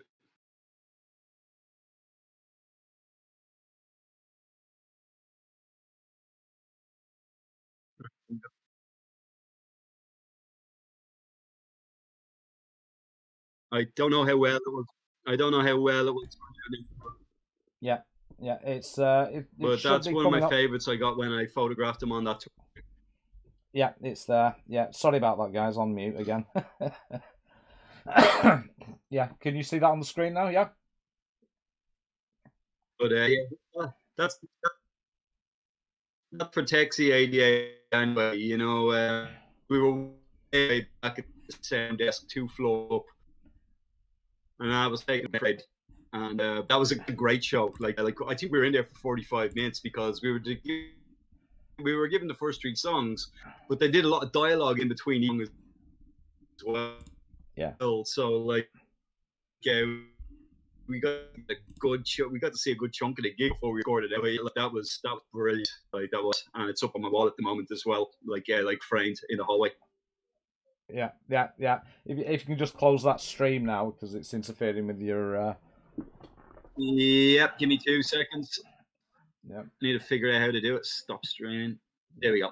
Yeah, there you go. Yeah. Right. So, but yeah, I did to finish that up anyway. I did that for the better part of 5 years till it stopped paying basically, and by then IT came the in thing again to work in again, so I was able to resume my IT career after that. And so I had 5 good years as a music photographer and writer, reviewer, whatever. Yeah. Excellent. And just to bring it up to date, what are you up to now, mate? I'm back. Well, I'm for the past year now. I'm living at work. It started off working from home. Now I'm living at work. But it's I'm back there in IT now. I work for a company called Enable Ireland. They're they're disability charity. They work with they work with both adults and children's disability services, and I work with the IT there, and it's throughout the whole country. And so it's that's still going well, Oh God, Andrea. Actually, I missed a question from Andrea, which I'll get back to in a second. But that's what I'm doing now at the moment. So I'm just doing IT, just basic support on it. It's easy enough. I mean, I literally just wake up, stumble out of the bed, and then work for 8 hours. I don't have to deal with commuting and stuff like that. But I'm getting a bit bored of it. I mean, I like my apartment. It's a nice apartment and whatnot. But I like to be able to get out of it from time to time.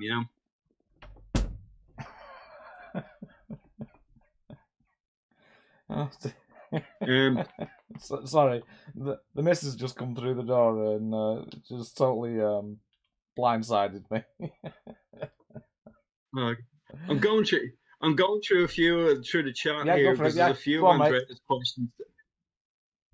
There's a few of Andrea's questions that I have. I'm just going through a few of the things in the chat that I missed because I was flanneling on.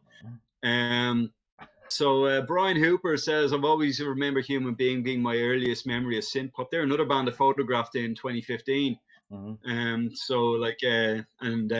Great live as well. They still have it. Andrea asked me about what modern bands do I listen to these days. I did listen to Lord Huron for a while, but I'm not mad on anything they've done. Like the last couple of albums, their first album is absolutely brilliant. Lonesome Dream's a great album. Dive I've been listening to as well. They're kind of like a throwback to the shoegaze era as well. DIIV, they're New York based. So I'm still got my ear to the ground, on some modern music. A great band that's come out of Ireland recently as well is Columbia Mills. I like a lot of the stuff they've been coming out with as well. So, but I'll wake up each morning and not know what the hell I'm listening to at the best of times. I'll just put on whatever. And there's another one from Andrea there saying, "What band would I've loved to photograph but never got the chance?" Queen with Freddie Mercury in a heartbeat. Yeah, oh yeah. When Freddie died, I cried. I absolutely sobbed my heart out when Freddie died. A-Bit Rach says, "Get Mrs. Belly on screen." I would, but she is butt naked at the moment. That's why I was like, "What are you doing?" And I was going, "The camera's on, She's wandering around the house butt naked. So, yeah. Yes, we need to... My ex nearly did that on us, while I was on a Teams meeting with my work colleagues. Even though the fact that you could hear me a mile off, and she walks in in the towel, I literally have to throw something at the door and say, "You're gonna give someone an eyeful if you don't back off." Yeah, definitely. Everybody's asking to see you on camera. I wouldn't mind you weren't interested. Just pass me your cup. Did you hear that? It says, "You weren't interested, you just passed me your cup."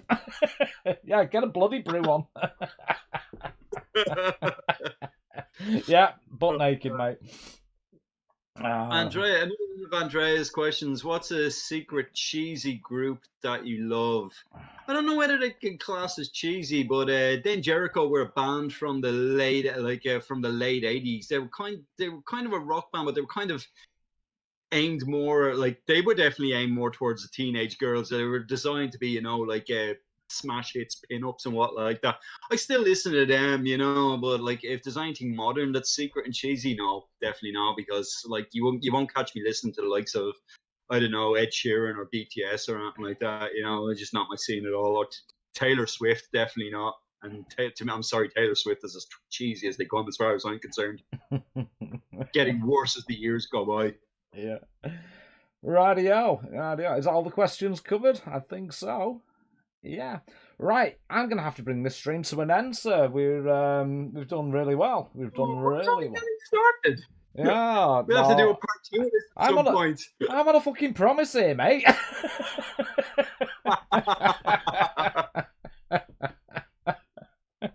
But no, we'll call it a night. I'm gonna have to get ready to get to bed, and like I'm up for work at 8 in the morning as well. Yeah, so yeah, I'm up at 7. Yeah, for work. So, but thanks for having me on. I've had an absolute blast. Thanks for everyone that had any questions to ask, and hope everyone enjoyed it as much as I did. Yeah, I hope you did enjoy it, mate. And I hope it's brought back some. I mean, the whole idea of these streams is to just bring back some happier times, memories from happier times. And especially during this shit time we're in. Yeah, absolutely. And I had an absolute blast doing it again. Thanks for asking me on. Thanks about yourself and Andrea. And I'm looking forward to going back and like when this gets uploaded, going back and reading through most of the chat that I missed. Yeah. Oh, don't worry. What I find people with people in the chat, they go on their own tangents and their own memories, which is fantastic. I love it. I absolutely love it. But, oh God, an after party. Oh God, I'm glad I'm not drinking. Yeah. Right, I do have a after party channel on Discord. Ping me an invite. Yeah, somebody can put the link to my Discord. I'll send you the invite. You're on my channel anyway, aren't you now? I think so. I'm still getting to Discord. I barely know how to use the damn thing, you know. So I'm still getting used to it. I'm one of those dweebs who doesn't use stuff like this very often, so yeah. I just use it. It's my preferred communication because it's not monitored as heavily as by Google, so I can get away with. We can get away with all until they come around and buy it. Yeah. So, but yeah. So there's going to be after chat area, guys. If you wish to do that, there is no stream off Mikey tonight. So if you want the party to continue. And maybe if Shaun can join us and he can answer any questions in there, or just have a. I'm game if you guys are. I've got another couple of hours to go, so guys, I'm game if you are. Yeah, there you go. So the offer is there. I would. If anybody's not in my Discord and wants links and all that, you'll come on for a bit, Pete. Brilliant. Yeah. Trying to insert a link to it here. Yeah. Yeah, it's no problem. The link to my Discord is actually in the description of this video anyway. I'm sure it is, but cool. If it's not, don't worry. Most people have it. I think I'm on it anyway. I'll double check it because I'm still looking at the delayed YouTube clip here at the minute. Yeah, so, yeah. It's no drama. So I'm going to wind it up now. I'm going to say a big thanks, obviously, to my guest. To Shaun, thank you so much, matey, for being on and being a part of this. And it's not as bad as people think, is it? It's a chat. You're sitting down and chatting. You're answering a few questions. If you're awkward doing that, I don't understand. You know, like I mean, I have fun doing this. You know, so if you want to do it but you're hesitant, just. The only thing I can say is just fucking do it. Just sit down and do it. It's like it's no different than sitting down and having a drink with someone in a pub. And that's exactly the atmosphere I like to have. And a big thanks to everybody in the chat, and of course, always a huge thanks to to the woman behind the scenes, the real backbone of the community, the backbone of the community. I think. Yeah, she's there. Yeah, she's agreeing. Yeah. Yeah, I think she's taking questions off somebody at the moment. So yeah. Love you, Andrea. We love you, Andy. We really do love you. And I will catch you all in the after party for a while, and we shall carry on there. So all it leaves now is me to say, as always, Yellowbelly out. Do what you do and do what you enjoy.